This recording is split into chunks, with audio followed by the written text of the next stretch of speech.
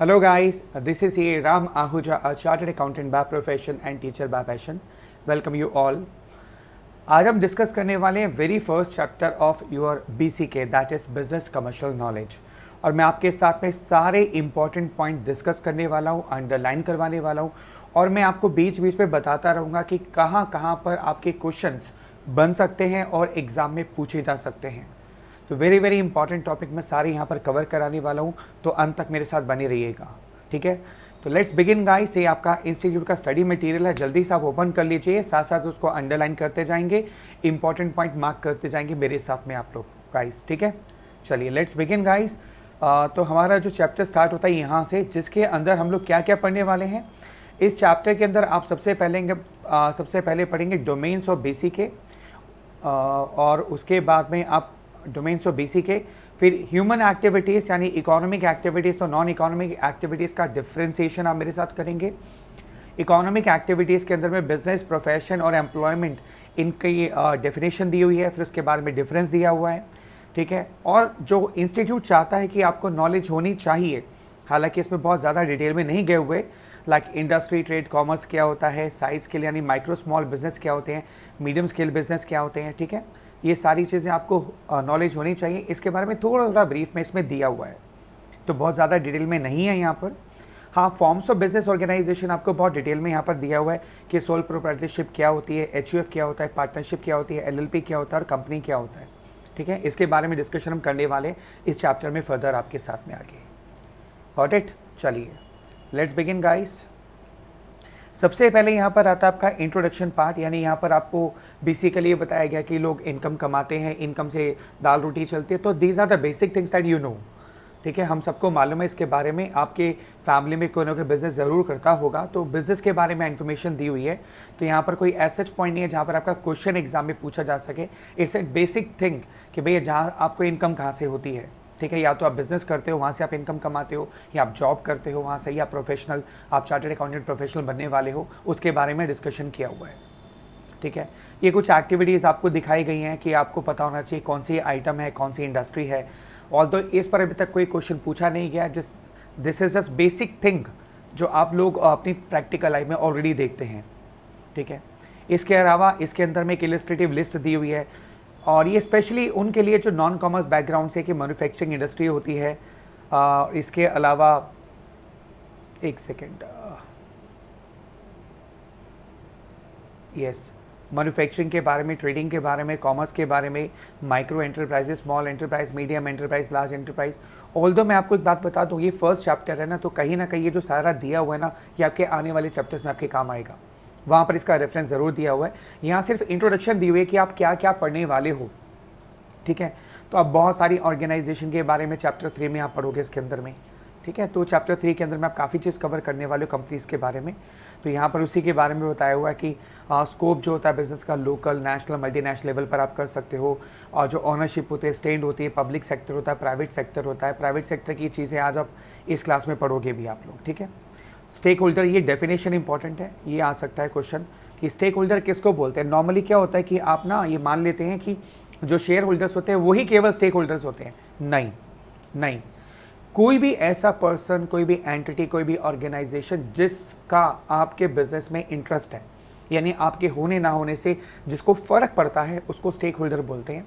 और यहाँ पर क्वेश्चन क्रिएट हो सकता है, यहाँ पर क्वेश्चन क्रिएट हो सकता है कि एंटरप्रेन्योर्स, प्रोमोटर्स, ये सब स्टेक होल्डर्स के एग्जाम्पल्स हैं। Customers, investors, business owners, directors, share holders.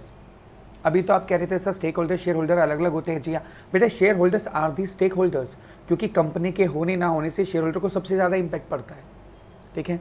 तो ये क्वेश्चन भी आ सकता है कि are shareholders stakeholders also, true और फॉल्स में आ सकता है, ठीक है। तो yes, shareholders are the stakeholders, but इसका मतलब नहीं, ये नहीं है कि केवल शेयर होल्डर्स ही स्टेक होल्डर्स होते हैं।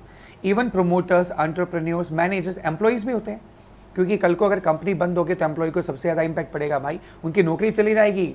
नहीं, आपके सप्लायर्स भी स्टेक होल्डर्स हैं, भैया वो माल किसको सप्लाई करेंगे, उनका एक कस्टमर कम नहीं हो जाएगा अगर आप कल को बिजनेस बंद कर देते हो तो, करेक्ट। पॉलिसी मेकर्स हैं, सपोर्टिंग ऑर्गेनाइजेशंस है, सोसाइटी एट लार्ज भी कहीं ना कहीं स्टेक होल्डर्स होती है, क्योंकि वो आपके बिजनेस के जो प्रोडक्ट्स हैं उस पर डिपेंडेंट होती है, ठीक है। तो यहाँ पर एक क्वेश्चन बन सकता है बाकी एज सच अभी इसमें कोई क्वेश्चन और बनने का चांस नहीं है, बाकी हम चीज़ें धीरे धीरे इसमें पढ़ते जाएंगे साथ साथ में, ठीक है। चलिए नेक्स्ट पेज पर आते हैं। हाँ, डोमेन्स ऑफ बीसीके। अब यहाँ से हमारा डोमेन स्टार्ट होता है बीसीके का। BCK is vast, BCK is electric, ठीक है। तो सबसे पहले आता है बीसीके वास्ट है, इसके ऊपर क्वेश्चन आपका बनेगा। कैसे बनेगा वो मैं आपको एक बार बता देता हूँ जी। बीसीके इज वास्ट, बीसीके बहुत वास्ट है, यानी बिजनेस कमर्शियल नॉलेज की बात करें तो बहुत ही बड़ी है, बहुत, पर नेवर एंडिंग है, never ending. Universe of business is vast, जैसा बिजनेस पूरे वर्ल्ड में हर जगह चलता है, उसी तरीके से अगर हम इसके नॉलेज की बात करें तो बहुत वास्ट है। बहुत वास्ट कैसे है सर? इट इंक्लूड्स, इसमें क्या क्या आता है? Manufacturing, trading, all sort of services, सब कुछ इंक्लूड हो गया इसमें। देखो आप, मैन्युफैक्चरिंग सेक्टर पूरा बीसीके में आता है, बिजनेस कमर्शियल नॉलेज में आता है। ट्रेडिंग एक्टिविटीज़ और सर्विसेज तो बचा ही क्या भाई, सब कुछ तो आ गया है ना। इसके अलावा countless instances would come into mind like domestic trade, retail trade, door to door direct sellers, street vendors जो घर घर जाके सामान बेचते हैं, गलियों में बेचते हैं। वीकली बाजार लगते हैं आपको, आपके यहाँ भी कोई ना कोई बाजार लगता होगा, सोम बाजार, बुध बाजार, शुक्र बाजार, यानी डे के हिसाब से जो मार्केट लगती है उसको वीकली हॉट और वीकली बाजार कहते हैं। Neighbourhood shops, market places, malls, company, chain store, online retail stores. तो अब आप समझ गए होंगे कि बीसीके कितना वास्ट है, इसमें सब कुछ आ जाता है, सब कुछ, ठीक है। और यहाँ पर ये क्वेश्चन बन सकता है आपका लाइक ये 24/7 convenience, malls provide a variety, a very kind of shopping experience, and online trading retail provide 24/7। तो यहाँ पर आपको क्या किया जाएगा, क्वेश्चन दिया जाएगा, पूछा जाएगा बीसीके वास्ट कैसे है, या कुछ एग्जाम्पल कोड करके पूछा जाएगा कि बीसीके वास्ट है, बीसीके इलेक्ट्रिक है, या बीसीके एवर एक्सपेंडिंग है। ये ऑप्शंस आपको दी जा सकती है। तो पहला पॉइंट ये हो गया। दूसरा आता है बीसीके इज इलेक्ट्रिक। इलेक्ट्रिक का मतलब क्या है? इलेक्ट्रिक का मतलब क्या है? मल्टी डिसिप्लिनरी, यानी कि अलग अलग डिसिप्लिन से यहाँ पर वर्ड्स लिए गए हैं। बीसीके इज इलेक्ट्रिक है ना। बीसीके इज इलेक्ट्रिक का मतलब क्या है कि it derives from various disciplines like marketing, accounting and finance, operations, human behaviour like psychology, sociology, loss, economics, ethics. यानी कि बीसीके जो डिराइव होता है, बिजनेस कमर्शियल नॉलेज, मार्केटिंग से भी आती है, फाइनेंस से भी आती है, ऑपरेशन से, साइकोलॉजी से भी हम बीसीके के बहुत सारे आप कह सकते हो कि वर्ड्स हम यूज़ करते हैं बिजनेस कमर्शियल नॉलेज में, जो साइकोलॉजी पर बेस्ड है। उसके कुछ एग्जांपल्स भी दिए हुए हैं आपको, गॉट इट। और मार्केटिंग, फाइनेंस, इन सारी टर्म्स को आप चैप्टर 6 में डिस्कस करोगे मेरे साथ में। चैप्टर 6 में आपके कवर होंगे बीसीके की टर्म्स, जिसको हम बोलते हैं बिजनेस कमर्शियल नॉलेज की, मार्केटिंग से रिलेटेड, फाइनेंस से रिलेटेड, ठीक है। तो वो हम चैप्टर 6 में डिस्कस करेंगे आपके साथ में। और इसके बाद आता है हमारे पास जो क्वेश्चन यहाँ पर आपका जो क्रिएट हो सकता है,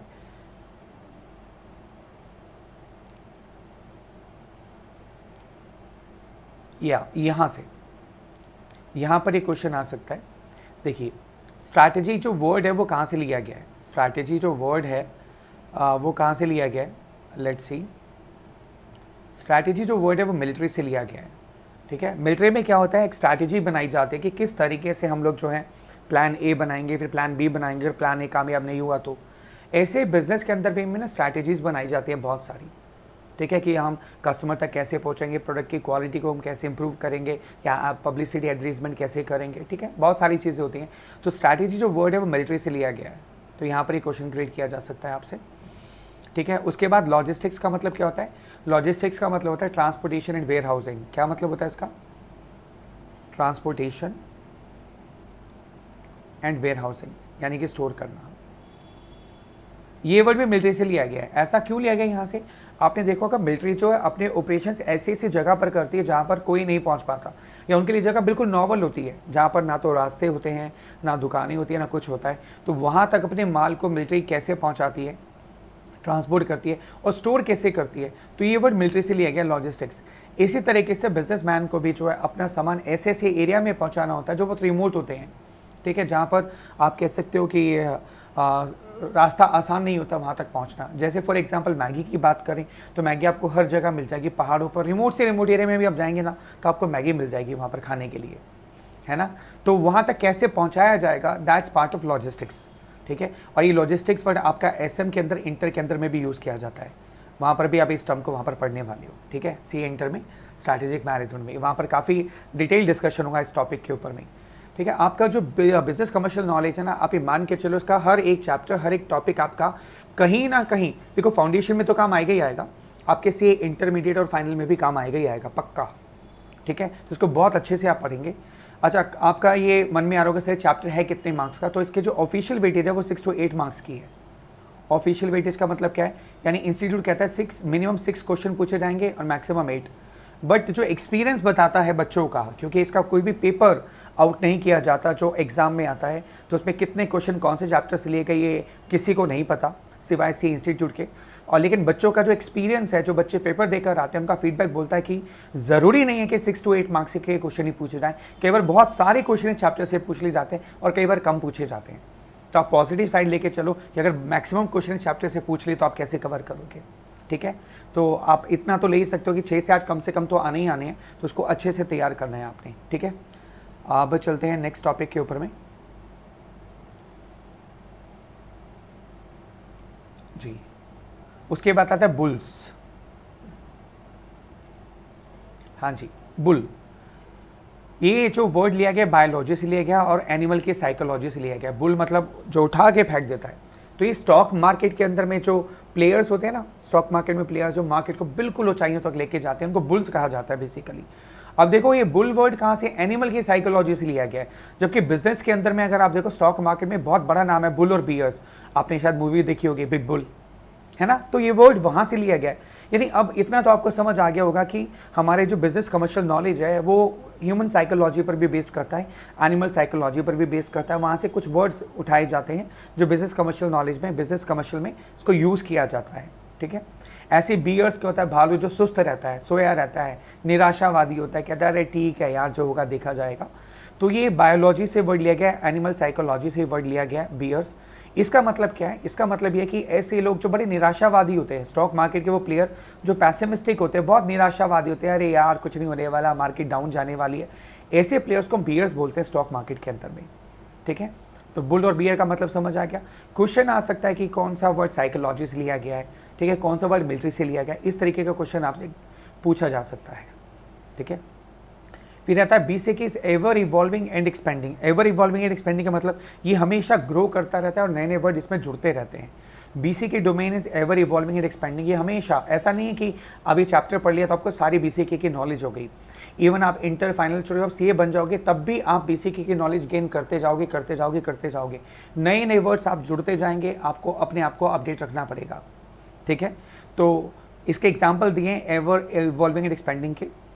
Information and communication technology has introduced several terms lexicon of BCK like 24/7। अब इसका क्या मतलब होता है भाई 24/7, ये कोई वर्ड जोड़ा तो ही गया, ये तो अपने आप बिजनेस में आ गया, चलन में आ गया कि भैया 24 घंटे और 7 दिन हमारा जो बिजनेस ओपन रहता है, इसको बोलते हैं 24/7। B2B का मतलब क्या होता है, बिजनेस टू बिजनेस। B2C का मतलब बिजनेस टू कंज्यूमर और BPO का मतलब बिजनेस प्रोसेस आउटसोर्सिंग का। ठीक है, ये वर्ड काफ़ी कॉमन चल में चलते हैं इस समय में, तो ये आ सकता है। B2B का फुल फॉर्म क्या है, बिजनेस टू बिजनेस। ठीक है, तो आप नोट करना चाहो नोट कर सकते हो, बिजनेस टू बिजनेस, यानी एक बिजनेसमैन दूसरे बिजनेसमैन को अपना सामान सेल कर रहा है। B2C का मतलब होता है बिजनेस टू कंज्यूमर, यानी कि बिजनेसमैन जो है, बिजनेस से जो आपका प्रोडक्ट जा रहा है वो सीधा किसके पास जा रहा है, कंज्यूमर के पास जा रहा है। ठीक है, और BPO का मतलब होता है business process outsourcing, business process outsourcing. ठीक है, ये फुल फॉर्म आपसे पूछी जा सकती है। इसके अलावा इसके अंदर में कुछ खास ऐसा नहीं है कि जो जिस पे क्वेश्चन किया जा सके, बट हाँ ये आपको ये लाइन दी जा सकती है कि यहाँ से लाइन दे देंगे, जैसे information and communication technology has introduce several terms in lexicon और BCK like 24/7 B2B B2C BPO। ये लाइन आपको दे दी जाएगी और पूछा जाएगा बताओ व्हाट डज इट रिफ्लेक्ट। इससे क्या पता चलता है कि BCK इलेक्ट्रिक है, BCK वास्ट है, BCK ever evolving and expanding है, क्या है, मतलब लाइन देकर के आपसे ये टर्म पूछी जा सकती है, ये क्वेश्चन पूछा जा सकता है आपसे। ठीक है, इस पर आपको ज़रूर ध्यान देना है, इसको मार्क कर लीजिए। इसके अलावा अब चलते हैं ज़रा हम इम्पॉर्टेंस ऑफ बिजनेस में, और एक छोटा सा टॉपिक यहाँ पर आप अंडरलाइन और कर लीजिए, they may ask you this point. हाँ जी, यहाँ पर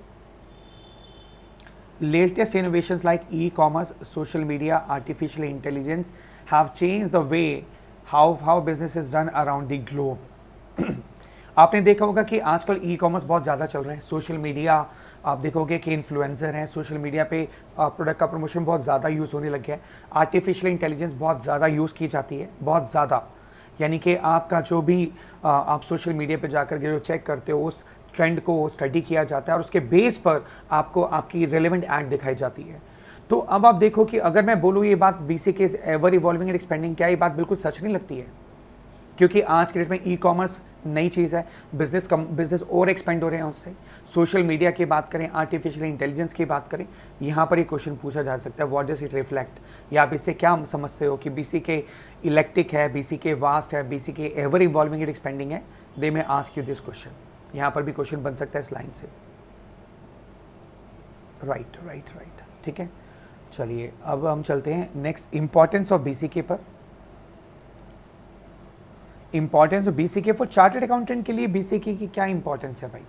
यार आप फ्यूचर चार्टर्ड अकाउंटेंट बनने जा रहे हो, you are a future chartered accountant for me, ठीक है। फ्यूचर में एक बात सोच के चलो, अगर आपको बिजनेस की नॉलेज नहीं होगी तो आप क्लाइंट को कैसे कंसल्ट करोगे? बहुत सीधी सी बात है बेटा, है ना। अगर क्लाइंट आकर के आपको नॉलेज दे रहा है तो आपको कैसा फील होगा, सोचो।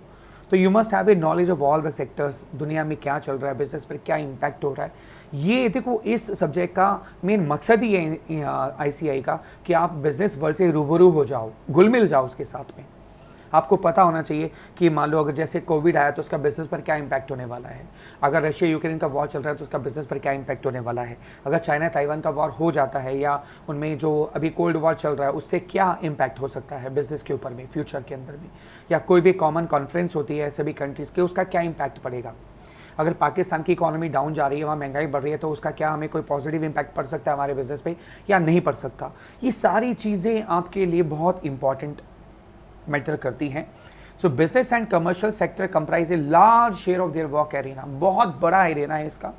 तो मैं तो ये कहूँगा आप जितनी नॉलेज गेन करोगे उतनी ही कम है आपके लिए।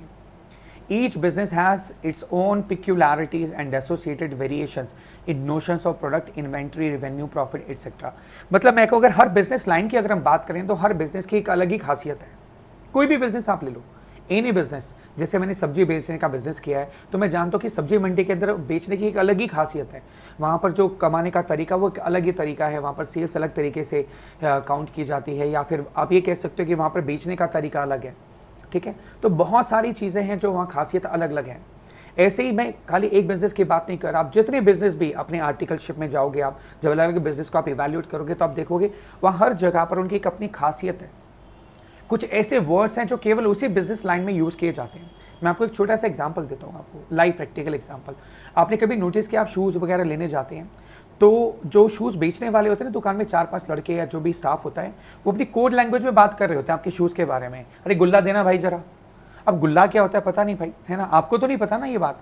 मतलब they have their own language, उन्होंने कुछ कोड्स अपने बनाए होते हैं। जैसे कस्टमर को डिस्काउंट देना है कि नहीं देना है, कस्टमर इसी रेट पे खरीद लेगा, वो अपनी भाषा में ही बात कर लेते हैं और आप वहाँ बैठे बैठे आपको पता भी नहीं चलता। ये फैक्ट है, आप कभी नोटिस करना इस बात को। नहीं, मैं शोरूम की बात नहीं कर रहा, जो बहुत बड़े बड़े शोरूम है वहाँ फिक्स प्राइस होता है यार, वहाँ बार्गेनिंग का तो क्वेश्चन ही नहीं होता ना। आप बाटा के शोरूम में जाओगे फिक्स प्राइस है वो आपको दे देंगे। लेकिन मैं लोकल शॉप्स की बात कर रहा हूँ जहाँ पर आप सामान खरीदने जाते हो, जूते खरीदने जाते हो, चप्पल खरीदने जाते हो और वहाँ पर मान लो 3-4 स्टाफ बैठा हुआ आपको दिखा रहा है, तो वहाँ कहीं ना कहीं कोड लैंग्वेज होगी। सब्जी मंडी में भी कोड लैंग्वेज होती है, वहाँ पर भी कोड लैंग्वेज होती है उनकी, जिसमें वो ये फाइंड आउट कर लेते हैं कि कस्टमर नया है या रेगुलर कस्टमर है। उनको पता चल जाता है आपके बिहेवियर पैटर्न से। जैसे फॉर एग्जाम्पल 5 किलो, अगर आपको कि सामान 5 किलो खरीदना और आप बोलते हो सब्जी में भैया 5 किलो देना, तो दुकानदार समझ जाएगा कि भैया आपको सब्जी के बारे में ज़्यादा नॉलेज नहीं है। अब 5 किलो को वहाँ की सब्जी की भाषा में बोलते हैं धड़ी बोलते हैं। अगर आपने जाके बोला भैया एक धड़ी दे दो मेरे को प्याज, तो वो समझ जाएगा कि आपको सब्जी मंडी के बारे में नॉलेज है। धड़ी मतलब 5 किलो होता है। अब देखो वर्ड दोनों है, दोनों का मतलब सेम है, लेकिन अगर आप 5 किलो बोल रहे हो तो वो कहीं ना कहीं आपकी जो बिहेवियर पैटर्न को समझ जाएगा कि आप कभी कभार आते हो मंडी के अंदर में, तो वो आपको प्राइस हाई बताएगा। लेकिन जैसे ही आपने बोला एक धड़ी प्याज दे दो तो वो समझ जाएगा कि रेगुलर कस्टमर है, इसको भैया सही रेट लगाना है। तो मेरा कहने का तात्पर्य ये है कि बिजनेस की जो नॉलेज है वो इतनी वास्ट है। आप जितने भी बिजनेस, कपड़ा बिजनेस ले लो, आप क्लोथ बिजनेस ले लो, वहाँ अलग भाषा चलती है, पता है आपको। हाँ, वहाँ पर एक अलग भाषा होती है। भाषा मतलब ये नहीं कि आपसे उर्दू में बात करेंगे, संस्कृत में बात करेंगे, मतलब जब वो प्राइस को लेकर के बात करते हैं, कस्टमर को लेकर के, तो उनकी एक टैग होती है। अच्छा, आपने कभी भी नोटिस किया होगा, आप जो कपड़ा खरीदने जाते हो तो आप पूछते हो कितना प्राइस है, अब वहाँ तो भैया 400-500 पीसेस पड़े हुए हैं, वो उठाते हैं और उनका एक कोड वहाँ पर लिखा होता है, उस कोड को पढ़ के आपको प्राइस बताते हैं। क्या आप उस कोड को आइडेंटिफाई करके प्राइस फाइंड आउट कर सकते हो? आंसर इज नो, नहीं कर सकते। तो वो आप, मैं ये कह सकता हूँ कि वो एक कोड लैंग्वेज है, जिसको मैं कह सकता हूँ कि हर बिजनेस की एक अपनी लैंग्वेज होती है, और जितनी आप नॉलेज गेन कर लोगे उतनी कम है। ठीक है, फिर आते हैं यहाँ पर, the chartered accountant shall be able to conduct audit diligently. भैया आप ऑडिट तब कर पाओगे ना किसी फर्म का, किसी के बुक्स ऑफ अकाउंट्स का, जब आपको उसकी नॉलेज होगी, तभी आप डिसीजन ले पाओगे, स्ट्रैटेजी बना पाओगे, उनके प्लान्स बना पाओगे, उनके बजट को फाइंड आउट कर पाओगे। और ये तभी हो पाएगा जब आपको उस बिजनेस की इन डेप्थ नॉलेज होगी। तो भैया अभी से नॉलेज गेन करना शुरू कर दो, अभी से। मैं ये नहीं कह रहा बिजनेस में जाओ, बट यार बहुत सारी बिजनेस न्यूज़ आती है, बहुत सारी चीज़ें आती हैं जहाँ पर आप आराम से उस नॉलेज को गेन कर सकते हो। ठीक है, यहाँ पर क्वेश्चन बनने का कोई चांस नहीं है, बट मैं आपको वो बता रहा हूँ जो चीज़ें ऑलरेडी आपको दी हुई हैं, इनमें क्वेश्चंस आने के चांसेस बहुत रेयर हैं। ठीक है, इसके अलावा बहुत इसमें कुछ खास नहीं है। आप ये समझ लीजिए कि यहाँ पर आपसे ये मान के चलिए कि सी इंस्टीट्यूट आपसे एक्सपेक्ट क्या करता है, आपसे एक्सपेक्ट करता है कि भैया जो बिज़नेस की बारीकियाँ हैं उसके बारे में आपको नॉलेज हो, इससे आपको सेल्फ एश्योरेंस आएगा। Non commerce background is not a handicap, मतलब आप में से कुछ बच्चे ऐसे होंगे जो नॉन कॉमर्स बैकग्राउंड से हैं, जिन्होंने कभी बिजनेस के बारे में पढ़ा ही नहीं, तो स्पेशली ये चैप्टर उनके लिए तो स्पेसिफिकली डिज़ाइन किया गया है। कॉमर्स वालों को कुछ ना कुछ नॉलेज तो होगी थोड़ी बहुत, बट उनको भी ये चैप्टर क्यों इंपॉर्टेंट है ज़रूर सुनना चाहिए, क्योंकि क्वेश्चन बहुत सारे बनते हैं। तो यहाँ पर कुछ खास नहीं है, आप ऑब्जर्व करो, एक्सपीरियंस लो ज़्यादा से ज़्यादा, और 6 ऑनेस्ट वर्कर्स आपके पास में सर्वेंट है। मतलब ये सिर्फ आपको जो यहाँ पर क्वेश्चन आने का चांस तो नहीं है, बट ये आपके लिए है। इंस्टीट्यूट आपको बता रहा है कि भैया आपके जो ऑनेस्ट सर्वेंट है 6, उनके बारे में कौन कौन से, भैया ज़रा बताना ऑनेस्ट सर्वेंट कौन कौन से हैं। 6 honest serving men that they taught me all I know, their names are what, why, when, how, where and who. यानी कोई भी चीज़ क्या है, क्यों है, कब होती है, कैसे होती है, कहाँ पर होती है, कौन उसको करता है, ये सारी चीज़ें आप करो, तो इन चीज़ों को जानो, ये आपके लिए बहुत इंपॉर्टेंट है। और इसका फ़ायदा सीधा सीधा पता है आपको इंटर फाइनल में होने वाला है। आप सारे सब्जेक्ट की नॉलेज लोगे तो आप में जब क्यूरियोसिटी होगी ना उन चीज़ों को जानने की, तो वहाँ पर आपको जब सॉल्यूशंस मिलेंगे तो आपको काफ़ी इंटरेस्टिंग लगेगा। तो अभी से नॉलेज गेन करना शुरू कर दो। क्वेश्चन में यहाँ बनने का चांस बहुत कम है। और इंस्टीट्यूट आपसे कह रहे हैं कि भैया ये कुछ न्यूज़पेपर्स हैं, आप इसको पढ़ो, कुछ बिजनेस मैगजीन्स है, इसके बारे में आप नॉलेज गेन करो ज़्यादा से ज़्यादा, है ना। नॉलेज गेन करोगे तभी आपको इंटरेस्ट आएगा इन चीज़ों के अंदर में। अब बात करते हैं economic activity, non economic activity, जो इंपॉर्टेंट टॉपिक है, इस पे क्वेश्चन बन सकता है। वो क्या है ज़रा उसको एक बार देख लेते हैं। यहाँ पर आता है, oh, all that we do to earn a living comprise of economic activities, rest all activities are refer to as a non economic activity. देखो economic activity, non economic activity का डिफरेंस सिर्फ इसी बात से आप ये समझ सकते हो कि कोई भी चीज़ जो आप कर रहे हो, अगर उसका इंटेंट, उसके पीछे जो करने की भावना है आपकी, वो पैसा कमाने की है या अपनी ज़िंदगी को चलाने की है, लिवलीहुड जिसको हम बोलते हैं, आजीविका चलाना, तो वो इकोनॉमिक एक्टिविटी में आएगा। ठीक है, और इसमें एक लाइन दे रखी थी, बहुत इंपॉर्टेंट लाइन थी, लेट मी सी वो लाइन है कहाँ। आई थिंक नेक्स्ट पेज पर आएगी, अभी मैं आपको दिखाता हूँ वो line. All that we do to earn a living comprises of economic activities. Rest all activities are referred to as non-economic activities. Economic activities are distinguishable merely by the presence of livelihood motive. A variety of motives are attributed to non-economic activities. यानी कि अगर हम economic activities की बात करें तो उसका main motive होता है पैसा कमाना, आजीविका कमाना, जबकि नॉन इकोनॉमिक एक्टिविटी के बहुत सारे कारण हो सकते हैं, जैसे concern for fellow being, affection, love, family, passion etcetera, hobby, आप कुछ एनिमल राइट्स के लिए काम करना चाहते हो, फॉरेस्ट नेचर को सेव करना चाहते हो, अंडर प्रिविलेज यूथ को आगे लेकर आना चाहते हो, उसके लिए आप कोई भी काम कर रहे हो तो वो नॉन इकोनॉमिक एक्टिविटी के लिए एक्टिविटी माना जाएगा। ठीक है, और economic activities are said to be driven by rationality, यानी वहाँ तर्क होता है, कोई भी करने के पीछे लॉजिक होता है कि मैं क्यों कर रहा हूँ, किस लिए कर रहा हूँ। और दूसरा, what do I get in return, ये भावना बहुत ज़्यादा होती है कि मुझे बदले में मैं ये काम करूँ तो मुझे क्या मिलेगा, वापसी क्या मिलेगा, ये इसमें मेरे लिए क्या है, सेल्फ इंटरेस्ट क्या है, उसको हम बोलते हैं इकोनॉमिक एक्टिविटीज़ बेसिकली। ठीक है। Non economic activities are driven by emotional और सेंटिमेंटल रीजंस और ऑल्ट्रुइज्म। ये 3 कारण हैं जिसकी वजह से हम नॉन इकोनॉमिक एक्टिविटीज़ करते हैं। कई बार हम हमारी सेंटीमेंट्स हमें कहते हैं नहीं हमें दूसरे की हेल्प करनी चाहिए, तो हम ये नहीं सोचते वापसी भी वो हमें क्या देगा। एक सुख ज़रूर मिलता है अंदर से, लेकिन वापसी में रिटर्न में पैसा नहीं मिलता, बदले में हमें कुछ काम करके नहीं देता। फॉर एग्जाम्पल आप लंगर कर रहे हो आलू पूड़ी का, ठीक है, आप लोगों को खिला रहे हो, तो क्या आप एक्सपेक्ट करते हो भैया वो वापस में आपको कल को आलू पूड़ी दोबारा खिलाने आएगा? नहीं ना। तो you don't expect over there, ये आपकी इमोशनल फीलिंग्स होती हैं, उसको हम बोलते हैं नॉन इकोनॉमिक एक्टिविटीज़, ठीक है। चलिए, जो लाइन में अंडरलाइन करा रहा हूँ ना यहाँ पर पॉइंट्स को अंडरलाइन करते जाइएगा प्लीज़, पता है, क्योंकि इससे लास्ट में आपको बहुत फायदा होने वाला है। एग्जाम से पहले आप केवल इन लाइन को भी अगर आप गो थ्रू कर लेंगे तो आपका पूरा चैप्टर रिकॉल हो जाएगा। देखो यहाँ पर एग्जाम्पल्स दे रखे हैं बहुत सारे इकोनॉमिक नॉन इकोनॉमिक एक्टिविटीज़ के बारे में। ज़रा बताएंगे मेरे को आप, ये क्या भैया, जल्दी जल्दी बताते जाओ फटाफट। ये क्या है? ये है इकोनॉमिक एक्टिविटी। शेफ़ है ना भाई, फ्री में थोड़ी देंगे तुम्हें। ये कौन है भाई? ये दुकानदार है, ये भी इकोनॉमिक एक्टिविटी है, पैसा कमाना। लेकिन ये मदर अगर खाना बना रही है तो this is non economic activity. अगर आप ये कैरम बोर्ड खेल रहे हो, नॉन इकोनॉमिक एक्टिविटीज़। अगर कोई ट्रीटमेंट ऑफ एनिमल्स के लिए ऑर्गेनाइजेशन बनी है तो ये क्या है? Non economic activities. अगर यहाँ पर ये कोई आया क्या? चिपको आंदोलन था शायद, क्या ये क्या चिपको आंदोलन? शायद मुझे ऐसा लग रहा है आपने छोटी क्लासेस में कभी पढ़ा होगा, चिपको आंदोलन था, उसके बारे में यहाँ पर डिस्कस किया हुआ है। तो चिपको आंदोलन था बेसिकली पेड़ों को बचाने के लिए, शायद ऐसा कुछ था। वॉट एवर इट इज़, मतलब इसका मेन मोटिव हमारा वो तो नहीं है ना, हमारा मेन मोटिव पैसा कमाना तो नहीं है ना, तो नॉन इकोनॉमिक एक्टिविटी है। और यहाँ पर देखो ये ओल्ड एज होम है, नॉन इकोनॉमिक एक्टिविटीज़। लंगर नॉन इकोनॉमिक एक्टिविटीज़। पानी आपने लगा रखा है, नॉन इकोनॉमिक एक्टिविटीज़। तो ये बहुत अच्छे एग्जाम्पल्स हैं आपके साथ में आपको क्लियर करने के लिए। अब यहाँ पर आते हैं इसके बारे में, और ये हो गया आपका इकोनॉमिक एक्टिविटीज़। साइकिल रिपेयर वाला है, ये इकोनॉमिक एक्टिविटीज़ है, ये इकोनॉमिक एक्टिविटीज़। और भैया एडवोकेट्स आप फ्री में सर्विस नहीं देंगे, प्रोफेशनल हैं तो पैसा लेंगे बदले में, तो इकोनॉमिक एक्टिविटीज़ है, ठीक है। तो ये बेसिकली आपको समझाने के लिए, ताकि आप इजीली आसानी से इस बात को समझ पाएँ। चलिए आगे चलते हैं। यहाँ पर कुछ बातें कही हुई हैं, उनको देख लेते हैं, और कैसे क्वेश्चन बनेंगे मैं आपको साथ साथ बताता चाहता हूँ। Even non economic activities and economic dimension. मतलब देखो, अगर आप लंगर कर रहे हो, सेवा भाव से लंगर बना रहे हो, तो बट ऑब्वियस ही बात है यार कि जिससे आप सामान खरीद के लाओगे वो तो फ्री में नहीं देगा ना। अगर आप लंगर कर रहे हो तो भैया वो फ्री में तो नहीं देगा आपको, आप उसके लिए तो इकोनॉमिक एक्टिविटी होगी ना।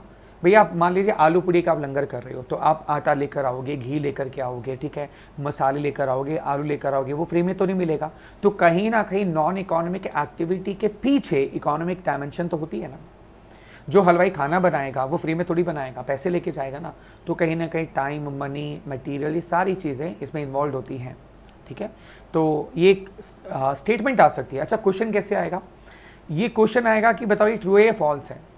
Even non-economic activities have an economic dimension as time, money and material resources are needed to make this happen. तो ये आ सकता है कि ट्रू और फॉल्स, कि ये ट्रू है या फॉल्स है, या करेक्ट इनकरेक्ट स्टेटमेंट के फॉर्म में ये क्वेश्चन आ सकता है। ये है सबसे इंपॉर्टेंट लाइन जो मैं ढूंढ रहा था। द मोटिव और intent behind any activities is such a singularly strong determinant of the economic and non economic dichotomy. Very important point. मतलब अगर आपको ये डिफरेंस करना है कि इकोनॉमिक एक्टिविटी है, नॉन इकोनॉमिक एक्टिविटी है, उसका सबसे इंपॉर्टेंट सिंगल एक फैक्टर है जिससे आप सीधा सीधा फाइंड आउट कर सकते हो कि इकोनॉमिक या नॉन इकोनॉमिक, वो है उसके पीछे का मोटिव। किसी भी काम करने का जो मोटिव है, उसके पीछे जो इंटेंट है, जो आपकी मंशा है काम करने की, वो एक इकलौता ऐसा फैक्टर है जो ये बता देगा कि आप जो भी एक्टिविटी कर रहे हो वो इकोनॉमिक है या नॉन इकोनॉमिक है। Strong determinant. देखो यहाँ पर क्वेश्चन डायरेक्टली तो नहीं आ सकते, बट हाँ जो मैं अभी अंडरलाइन करा रहा हूँ उसमें क्या होगा, आपको 2 या 3 स्टेटमेंट दे देंगे, 2 या 3 स्टेटमेंट दे देंगे, बोलेंगे बताओ कौन सी करेक्ट है, कौन सी इनकरेक्ट है, या कौन सी ट्रू है, कौन सी फॉल्स है, ठीक है। तो मान लीजिए first statement, second statement, third statement 3 दे दी, बोलेंगे बताओ कौन सी इसमें से करेक्ट है, कौन सी इनकरेक्ट है। ऑप्शन ए दे देंगे फर्स्ट एंड सेकंड करेक्ट है, ठीक है। ऑप्शन बी दे देंगे कि फर्स्ट और थर्ड करेक्ट है। ऑप्शन सी दे देंगे ओनली 1 करेक्ट है। इस तरीके से क्वेश्चन आपका बन सकता है। तो जो लाइन मैं आपको यहाँ अंडरलाइन करा रहा हूँ, प्लीज़ इसको ध्यान से पढ़ लेना, ठीक है। आगे चलते हैं ज़रा, let's see. Economic activities are income generating. हाँ ऑब्वियस सी बात है यार, ये तो बड़ी कॉमन सी बात समझ आ गई हमें कि इकोनॉमिक एक्टिविटीज़ के अंदर कहीं ना कहीं हम इनकम को जनरेट करते हैं, नहीं तो भैया आजीविका लिवलीहुड जिसको हम बोलते हैं वो कैसे चलेगी बताओ, है ना। और यहाँ पर इन्होंने हमें कुछ एग्जाम्पल्स भी दे रखे हैं, लाइक फैक्टर्स ऑफ प्रोडक्शन होते हैं इकोनॉमिक्स में, लेबर, लैंड, कैपिटल, है ना, एंटरप्रेन्योरशिप, इन सबसे हम इनकम कमाते हैं। कैसे इनकम कमाते हैं भाई? The corresponding income characterization in exchange of और compensation for their factor services are wages and salaries. भाई आप लेबर काम करते हो तो आपको वेजेस या सैलरी मिलेंगे, ठीक है। अगर आप कोई लैंड आपके पास है तो आप उससे रेंट की इनकम कमा सकते हो, आपके पास कोई कैपिटल है तो आप उससे इंटरेस्ट कमा सकते हो या बिजनेस में लगा करके उससे प्रॉफिट कमा सकते हो। क्लियर? ठीक है, ये यहाँ से पॉइंट हो गया। फिर आता है it is not necessary that all these incomes may be earned in the form of money only, this may be earned in kind too. यानी क्या ये ज़रूरी है इकोनॉमिक एक्टिविटी के लिए कि सारी की सारा जो इनकम है वो हमारी मॉनिटरी टर्म्स में होनी चाहिए? Answer is no. आप काइंड में भी ले सकते हो, जैसे यहाँ पर एक एग्जाम्पल दिया, उस एग्जाम्पल को ही हम ले लेते हैं ना। A land owner may compensate the tiller of the land in the form of food grains. एक ज़मीन का मालिक है, उसने बोला कि भैया कुछ किसानों को बोला यहाँ पर मेरे जो खेत है इसको टिलर कर दो, टिलर मतलब साफ़ कर दो ताकि मैं दोबारा से नई खेती बो सकूँ। तो उसने वो इसके बदले में पैसे ना दे करके उनको प्रॉमिस किया कि भाई मैं आपको फूड ग्रेन जो भी उगेगा उसका कुछ हिस्सा तुम्हें दे दूंगा। तो अब ये एक्टिविटी इकोनॉमिक है कि नॉन इकोनॉमिक है? ये इकोनॉमिक है, क्योंकि फूड ग्रेन लिवलीहुड का पार्ट है ना भाई। अगर उसको पैसे मिलते तो फूड खरीद के लाता, अब उसको फूड ग्रेन मिल रहे हैं तो कहीं ना कहीं ज़रूरी नहीं है कि एक्सचेंज के अंदर में मनी आनी चाहिए। अगर मनी नहीं भी है और एक्सचेंज हो रहा है और उसके पीछे मोटिव जो है आपका लिवलीहुड है, तो हम उसको बोलेंगे this is economic activity. Got it? This is economic activity. Okay, फिर आता है इकोनॉमिक एक्टिविटीज आर प्रोडक्टिव। हाँ भाई इकोनॉमिक एक्टिविटीज प्रोडक्टिव तो है ही है। कैसे है जरा देखें इसको, let's see. Yes, economic activities are productive too. Earning a livelihood implies participation in the process of production. भैया अगर आप पैसा कमाओगे तो कहीं ना कहीं आप प्रोडक्शन में इन्वॉल्व होगे, तभी तो पैसा कमाओगे। कुछ प्रोड्यूस करोगे या ट्रेड करोगे या सर्विस करोगे, कुछ ना कुछ तो प्रोडक्टिव करोगे ना आप, तभी तो पैसा कमाया जाएगा। तो economic activities are productive, yes they are. ठीक है, और इसके अंदर में कुछ एग्जाम्पल्स दिए हुए इन्होंने। Farming is productive too, practice of craft, pottery, textile, ठीक है, these are productive activities. Generation of electricity, manufacture of automobiles, writing of software programs are all instances of productive activities. Teaching, medicine, law, accountancy are all productive activities. Production may be done either for subsistence, that is self-consumption, or for market. Production represents the supply side of economics. Most of it is for selling. देखो ये लाइनें मैं आपको क्यों underline करा रहा हूँ कि यहाँ पर कोई डायरेक्ट क्वेश्चन नहीं बनता, बट हाँ वो true false correct incorrect statement में आपसे ज़रूर पूछ सकता है, इसलिए इसको अंडरलाइन कर लो और एग्जाम से पहले एक बार गो थ्रू कर लेना। Even consumption is an economic activity. Consumption represents the demand side of the economics. हाँ, जब आप कुछ कंज्यूम कर रहे हो तो किसी न किसी से खरीदोगे आप, ऑब्वियस सी बात है, खरीदोगे तो उसके लिए क्या हो गया, उसके लिए तो इकोनॉमिक एक्टिविटी है ना। ठीक है, तो कंजम्पशन भी आप बोलो कि क्या कंजम्पशन इकोनॉमिक एक्टिविटी है? नहीं, कंजम्पशन का एलिमेंट इकोनॉमिक एक्टिविटीज़ में आ जाता है। देखो हमारा सिंगल फैक्टर है, सिंगल फैक्टर क्या कि जो भी हम काम कर रहे हैं उसके पीछे क्या पैसा कमाना, लिवलीहुड हमारा अगर मोटिव है तो वो इकोनॉमिक एक्टिविटी है। Consumption represents the demand side of economics, correct, ये हम कह सकते हैं। अब नेक्स्ट चलते हैं ज़रा यहाँ पर, saving, investment and wealth. We just understood that production of goods and services as an economic activity generates income. This income is actually the amount that people spend to buy those goods and services. The unspent income of people, the unspent, अब जरा देखते हैं, unspent income of people comprise of their saving. भाई जो income लोग कमाते हैं और जो खर्च नहीं करते वो सेविंग का पार्ट बन जाता है। The financial sector, banks, non banking finance companies, mutual funds, dealers in stock market, real estate, gold etc. are the channels through which these savings are converted into investments and the wealth. देखो कहीं ना कहीं जो saving होती है वो भी हमारी इकोनॉमी का एक बहुत इंपॉर्टेंट रोल प्ले करती है। कैसे? देखो जब हम लोग कोई सेविंग करते हैं तो सेविंग ऐसा तो है नहीं कि घर में हम गद्दों के नीचे जाके छुपा देंगे सारे पैसे, कहीं ना कहीं हम उसको बैंक में रखेंगे, है ना। अब तो नोटबंदी के बाद तो लोग वैसे भी बैंकों में रखते हैं पैसा, ठीक है, तो बैंक में पैसा रख दिया या नॉन बैंकिंग फाइनेंस कंपनी में लगा दिया, म्यूचुअल फंड में लगा दिया, स्टॉक मार्केट में लगा दिया, प्रॉपर्टी में लगा दिया, गोल्ड में, कहीं ना कहीं तो हम सेविंग लगाएंगे ना। तो अब आप देखो क्या उससे बाकी बिजनेस ग्रो नहीं कर रही। मान लीजिए आपने म्यूचुअल फंड में लगाया या आपने स्टॉक मार्केट में लगाया, तो जिस भी कंपनी का स्टॉक या शेयर्स आपने खरीदे, क्या वो कंपनी ग्रो नहीं करेगी? मान लीजिए आपने अपनी सेविंग को रिलायंस के शेयर में लगा दिया, तो रिलायंस को क्या आपसे फंड नहीं मिला? रिलायंस क्या उस फंड का क्या करेगी? उससे बिजनेस जनरेट करेगी, प्रोडक्शन करेगी, इकोनॉमिक एक्टिविटीज़ करेगी, तो कहीं ना कहीं ये भी उसका पार्ट बन जाती है। ठीक है, ऑल्दो यहाँ से कोई क्वेश्चन खास नहीं बनता, बट ठीक है, आपसे पूछा जा सकता है ये पॉइंट। आगे चलते हैं बेटा, इसको आप गो थ्रू कर लेना, इसमें कुछ ऐसा पॉइंट नहीं है जो मतलब मैं आपको यहाँ पर डिस्कस करूँ, तो I won't take your more time. यहाँ पर आ जाओ, ये क्वेश्चन बनता है, is agriculture and industry and has a business? Important point है ये इंपॉर्टेंट पॉइंट है। यहाँ पर आ सकता है कि क्या एग्रीकल्चर को हम इंडस्ट्री मानते हैं, क्या बिजनेस मानते हैं? मुद्दा ये है, आप बताओ आप क्या मानते हो? एग्रीकल्चर को क्या मानते हो, बिजनेस है, इंडस्ट्री है? इसका आंसर है इट डिपेंड्स। मतलब सर क्या एग्रीकल्चर को इंडस्ट्री बिजनेस मानते हैं? तो आंसर इज इट डिपेंड्स।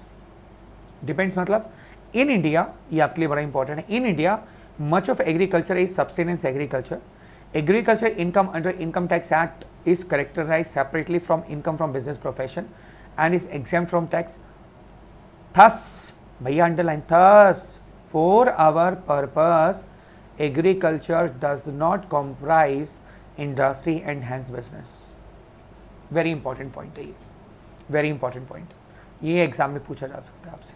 कैसे पूछा जाएगा कि क्या एग्रीकल्चर को हम इंडस्ट्री मानते हैं? तो इंडिया के अंदर हम इसको बिजनेस नहीं मानते, क्योंकि यहाँ पर जितना एग्रीकल्चर किया जाता है वो सेल्फ कंजम्पशन के लिए किया जाता है। अब आप बोलेंगे सर हम तो एक्सपोर्ट करते हैं। बेटा मेरी बात ध्यान से समझो। इनकम टैक्स एक्ट अभी आपने पढ़ा नहीं है, मुझे पता है, आप इंटर में जब जाओगे ना इनकम टैक्स पढ़ोगे आप, तब आपको ये और क्लियर हो जाएगा, बट अभी के लिए समझ लो। इनकम टैक्स एक्ट के अंदर एक हेड होता है income from business and profession, यानी जो भी इनकम आप बिजनेस प्रोफेशन से कमाते हो उसके अंदर ठीक है, उसके अंदर इस एग्रीकल्चर इनकम को हम नहीं लेते हैं और इसको अलग से दिखाते हैं और this is exempt from tax, इस पर टैक्स नहीं लगता। तो यानी इंडिया के अंदर अगर आपसे क्वेश्चन पूछा जाए कि इंडिया के अंदर क्या एग्रीकल्चर इंडस्ट्री है, आंसर इज नो। ठीक है, agriculture does not comprise industry and hence business in India. हाँ, बाकी कंट्री में अगर टैक्स लगता है तो आप उसको बिजनेस मान सकते हो। ठीक है, तो कंट्री टू कंट्री वेरी करेगा, बट अगर मैं इंडिया की बात करूँ तो yes, answer is here is no. Our purpose agriculture does not comprise industry and hence business. Is that clear? यहाँ पर क्वेश्चन आपको बनता है, ज़रूर कीजिएगा आप इसको। अब चलते हैं आगे। हाँ जी, ये आप गो थ्रू कर लीजिएगा, इसमें कुछ खास नहीं है, अभी तक कोई क्वेश्चन नहीं पूछा गया आज तक। ये सिर्फ आपकी इन्फॉर्मेशन के लिए कुछ डेटा दिया हुआ है, बोलते हैं कि आप न्यूज़ व्यूज़ देखा करो, नॉलेज गेन किया करो, तो बहुत ज़्यादा इसमें ऐसा सच इंपॉर्टेंट नहीं है जो मेरे को आपको करना चाहिए। इसके बाद आता है हमारी इकोनॉमिक ऑक्यूपेशंस, यानी कि एम्प्लॉयमेंट की बात करें, प्रोफेशन की बात करें और बिजनेस की बात करें, उसके बारे में यहाँ पर कुछ चीज़ें दी हुई हैं। ठीक है, यहाँ पर मैं आपको सजेस्ट करूँगा बजाय ये पढ़ने के कि ये एम्प्लॉयमेंट क्या होता है, प्रोफेशन क्या होता है, ठीक है, और बिजनेस क्या होता है, ये चार्ट आप सीधा कर लें, ये बहुत अच्छा है। ये चार्ट बहुत इंपॉर्टेंट है, ये चार्ट बहुत आपका इंपॉर्टेंट है। यहाँ पर क्या होगा कि आप लगभग सब कुछ कवर कर लेंगे और यहाँ पर एमसीक्यू भी बहुत अच्छा बनेगा। जो चीज़ ऊपर दी हुई है बिजनेस के बारे में, प्रोफेशन के और एम्प्लॉयमेंट के बारे में, ये हम तीनों को पढ़ लेते हैं और ये बहुत इजीली आपको क्लियर भी हो जाएगा। This chart is very important for your examination perspective. Business क्या होता है? Entire spectrum of market oriented activities.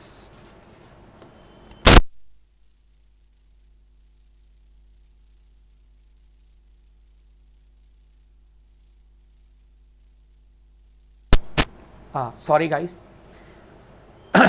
Business क्या होता है? Entire spectrum of market oriented activities coming under industry, trade और कॉमर्स। यानी इंडस्ट्री, ट्रेड, कॉमर्स में जितना भी सारी मार्केट ओरिएंटेड एक्टिविटीज आती है, they become the part of business. ठीक है, प्रोफेशन क्या होता है? Independent rendering of services of specialise nature. भाई प्रोफेशन के बारे में आप जानते हो, आप प्रोफेशनल बनने जा रहे हो, प्रोफेशनल कोर्स कर रहे हो, आप सर्विसेज दोगे, वो भी स्पेशलाइज नेचर की है ना। बेस्ड ऑन प्रेस्क्राइब्ड क्वालिफिकेशन, यानी कि प्रोफेशनल बनने के लिए एक मिनिमम क्वालिफिकेशन की ज़रूरत होती है under the aegis of professional body. और वो जो क्वालिफिकेशन है, ऐसा नहीं कि किसी भी कोचिंग सेंटर से ले आओ, आपको इंस्टीट्यूट से बकायदा जो प्रोफेशनल बॉडी है ऑथराइज, वहाँ से आपको इस क्वालिफिकेशन को लेना होता है, ठीक है।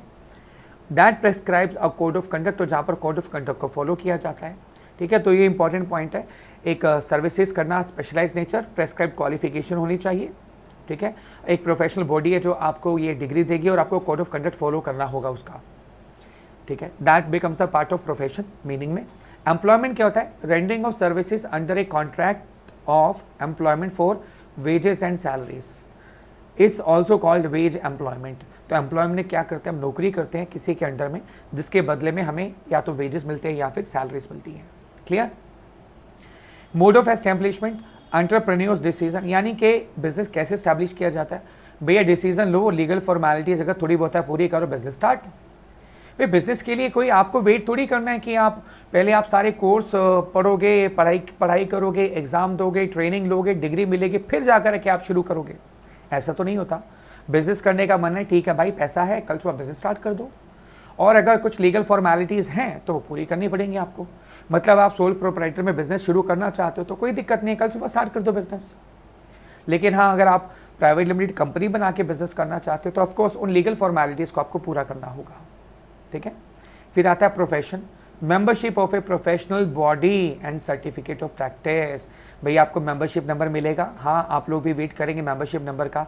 सीए बनेंगे, आपको एक मेंबरशिप नंबर अलॉट किया जाएगा और सीओपी आपको मिलेगा ताकि आप प्रैक्टिस कर सकें, ठीक है। फिर एम्प्लॉयमेंट की बात करते हैं। एम्प्लॉयमेंट में क्या आता है? लेटर ऑफ अपॉइंटमेंट मिलता है आपको और एक सर्विस एग्रीमेंट साइन किया जाता है। बिजनेस में हमारा मोटिव क्या होता है? प्रॉफिट कमाना, और प्रोफेशन में हमें फीस मिलती है, और एम्प्लॉयमेंट वेजेस, जॉब में क्या मिलता है? या तो वेजेस मिलेंगे, आपको सैलरी मिलेगी। क्वालिफिकेशन की बात करें तो भैया बिजनेस के अंदर में कोई क्वालिफिकेशन ज़रूरी नहीं है, ठीक है। अगर बिल्कुल भी पढ़े लिखे नहीं हो तो भी आप बिजनेस कर सकते हो, लेकिन प्रोफेशन के लिए स्ट्रिक्टली भैया स्ट्रिक्टली चाहिए। एम्प्लॉयमेंट के लिए मिनिमम क्वालिफिकेशन, मतलब मिनिमम क्वालिफिकेशन एज पर जॉब। भाई जैसा आपका जॉब प्रोफाइल है उसके हिसाब से आपको क्वालिफिकेशन चाहिए। अगर कोई पियोन की नौकरी कर रहा है तो 10वीं पास है, चलेगा भाई, चलेगा। तो मिनिमम क्वालिफिकेशन चाहिए होती है वहाँ पर, ठीक है। चलते हैं आगे, लेट्स सी। हाँ जी, अब बात करते हैं इसके अंदर में इन्वेस्टमेंट की, एथिकल गाइडेंस की बात करते हैं। हमारा 5वां पॉइंट, ओके लेट्स आ जाओ जी। प्रेस्क्राइब क्वालिफिकेशन हो गया था हमारा। Ethical guidance, founders value, professional course, employer code. ये क्या मतलब होता है? एथिकल गाइडेंस का मतलब क्या है? मतलब ये कि यहाँ पर जो एथिक्स फॉलो किए जाते हैं वो किसके फॉलो किए जाते हैं? बिजनेस में जो एथिक्स फॉलो किए जाते हैं उसके फाउंडर के किए जाते हैं। भैया देखो, मालिक अगर कहेगा कि भैया कस्टमर सर्वोपरि, यानी कस्टमर ग्राहक हमारा देवता है, तो जो स्टाफ होगा वो भी ग्राहक को देवता मानेगा। लेकिन अगर फाउंडर जो है, मालिक कहेगा अरे भाई लगा कस्टमर को चूना, पैसा कमा, फटाफट पेल दे माल, तो स्टाफ भी तो क्या करेगा? सामान को पेलेगा ही ना। तो यानी कि बिजनेस में जो एथिक्स होते हैं वो फाउंडर से लिए जाते हैं, जो फाउंडर होता है उसको फॉलो किया जाता है। अगर आप प्रोफेशनल हो तो आपके प्रोफेशनल कोड होंगे, जैसे आप सीए बनोगे तो आपको आईसीआई के कुछ प्रोफेशनल कोड ऑफ कंडक्ट्स हैं वो आपको फॉलो करने पड़ेंगे। और जॉब के अंदर में एम्प्लॉई जो होता है, एम्प्लॉयर्स जो होता है उसके कोड को फॉलो किया जाता है, जैसा एम्प्लॉयर वैसे एम्प्लॉइज। इन्वेस्टमेंट की बात करें तो भैया बिजनेस में बहुत ज़्यादा पैसा चाहिए, और सीए के अंदर हाँ कुछ पैसा तो चाहिए भाई। ऑफिस कैसे खोलोगे यार? कुछ चैम्बर बनाओगे, क्लिनिक बनाता है डॉक्टर, तो कुछ तो पैसा चाहिए ना। बहुत ज़्यादा नहीं चाहिए, कम चाहिए। जॉब में आपको पैसे की ज़रूरत नहीं है भैया, सिर्फ तैयार होकर जाओ, कुर्सी वुर्सी सब ऑफिस की तरफ से सब वहाँ बैठो, काम करो, आ जाओ। ऑटोनॉमी का मतलब होता है फ्रीडम। अगर हम बात करें बिजनेस में बहुत ज़्यादा फ्रीडम है, आप अपने बॉस हो, आप जब तक चाहे दुकान खोलो, जब चाहे बंद कर दो, जब चाहे छुट्टी कर लो, जब चाहे 12 बजे तक दुकान खोल के बैठो, आपकी मर्जी है। प्रोफेशन में बहुत ज़्यादा फ्रीडम नहीं होती है, कुछ फ्रीडम होती है। भैया लास्ट डेट चल रही होगी ना जीएसटी रिटर्न की, भैया आप छुट्टी नहीं कर पाओगे। हाँ, आप सोचो नहीं सर हम प्रोफेशनल हैं, हम भी छुट्टी कर सकते हैं। भाई क्लाइंट जान खा जाएगा और उसकी पेनल्टी आप भरोगे क्या? भैया आजकल मुझे पता है ना, जो प्रोफेशन के अंदर लगे हुए हैं सबकी हालत ख़राब है इस समय, सीए प्रोफेशनल्स की। टैक्स ऑडिट रिटर्न जा रही हैं, टैक्स ऑडिट जा रहे हैं, भैया सबकी रिपोर्ट जानी है, लंका लगी पड़ी है। तो उनको बोल दो भाई यार पिक्चर देखने चले, बोलता नहीं भाई अभी तो पिक्चर अपनी बनी पड़ी है। तो बहुत ज़्यादा फ्रीडम नहीं है, क्वाइट ए बिट होती है, बहुत ज़्यादा नहीं। और अगर हम एम्प्लॉयमेंट की बात करें तो वहाँ भी कोई ज़्यादा फ्रीडम नहीं है। आप छुट्टी लेनी है तो आपको परमिशन लेनी पड़ेगी बॉस से। पॉपुलर साइकोलॉजिकल मोटिव क्या होता है, यहाँ पर इकोनॉमिक अचीवमेंट, जितना बिजनेस करोगे उतना पैसा, ठीक है। यहाँ पर मोटिव होता है service to the client and society, और यहाँ पर मोटिव होता है लिवलीहुड। इनकम की बात करें तो यहाँ लीस्ट सर्टेनिटी होती है, यानी प्रॉफिट भी हो सकता है और लॉस भी हो सकता है। प्रोफेशन के अंदर में सर्टेनिटी कुछ ना तो होती है भाई। अगर आपके क्लाइंट्स हैं, आपके पास में पुराने क्लाइंट्स हैं, लास्ट ईयर आपने रिटर्न्स फाइल किया है, तो ऑब्वियस ही बात है, ठीक है, 5 से 10% का वेरिएशन आता है, मतलब 5 से 10% क्लाइंट छोड़ के चले जाएंगे, आपको पॉसिबिलिटी है, लेकिन नए क्लाइंट भी तो आएंगे ना, है ना, नए क्लाइंट भी तो आएंगे, तो एक सर्टेनिटी होती है कि इतनी इनकम तो होगी। और अगर हम एम्प्लॉयमेंट की बात करें तो वहाँ पर तो भैया ज़्यादा सर्टेनिटी है, क्योंकि आपका महीना बीतेगा, आपको फिक्स अमाउंट पता है, तो मिलने ही मिलने हैं। अगर आपकी सैलरी 50,000 है तो आपको ये तो पता है 50,000 तो मिलने ही मिलने हैं भाई, पक्का है ये तो। स्टेबिलिटी ऑफ टेन्योर, टेन्योर का मतलब होता है टाइम पीरियड। बिजनेस अनसर्टेन है, कभी भी बंद हो सकता है। प्रोफेशन क्वाइट सर्टेन है, बहुत ज़्यादा सर्टेनिटी होती है कि आप काफ़ी लंबे समय तक प्रोफेशनल अपना ऑक्यूपेशन चला सकते हो, अनलेस कि आपका कभी मन बन जाए कुछ और करने का, बट प्रोफेशनल नॉर्मली अपने प्रोफेशन को ही कैरी ऑन करते हैं। और यहाँ पर भी काफ़ी सर्टेनिटी होती है जॉब में। और अगर हम इंटरेस्ट की बात करें तो बिजनेस तो ट्रांसफ़र किया जा सकता है, बिजनेस को बेचा भी जा सकता है, बिजनेस को अगर कोई पर्सन चाहे तो अपने लीगल हेयर को आगे ट्रांसफ़र भी कर सकता है। लेकिन ये वर्ड बड़ा इंपॉर्टेंट है, देखो यहाँ पर क्वेश्चन बन सकता है, ये इंपॉर्टेंट पॉइंट है, यहाँ पर क्वेश्चन बनेगा, क्योंकि प्रोफेशन के अंदर में क्या कोई सीए अपनी सीए की डिग्री जो है क्या वो अपने बच्चे को दे सकता है, गिफ्ट कर सकता है? बोलो बताओ, विल में लिख के दे सकता है कि मेरे बाद मेरी सीए की डिग्री मेरे बच्चे के नाम कर दी जाए? पॉसिबल ही नहीं है ना। सेम जॉब में, जॉब आप अपनी किसी और को ट्रांसफ़र नहीं कर सकते। आज मैं जॉब बेचा है भाई अपनी, क्या बात है भाई, मेरी जॉब लगी थी 50,000 रुपये की, तो मैंने देखा कि साल के अंदर मेरे को 6 लाख रुपए मिलेंगे, और मैंने 3 लाख रुपए में जो है साल के 6 लाख रुपए मेरे को मिलने थे, मैंने उस जॉब को बेच दिया 2 लाख रुपए में, किसी और को दे दिया। ऐसा होता है क्या कभी? नहीं होता ना, पॉसिबल ही नहीं है जॉब को बेचना यार, ठीक है। तो आप इंटरेस्ट ट्रांसफ़र नहीं कर सकते हो, राइट, ओके।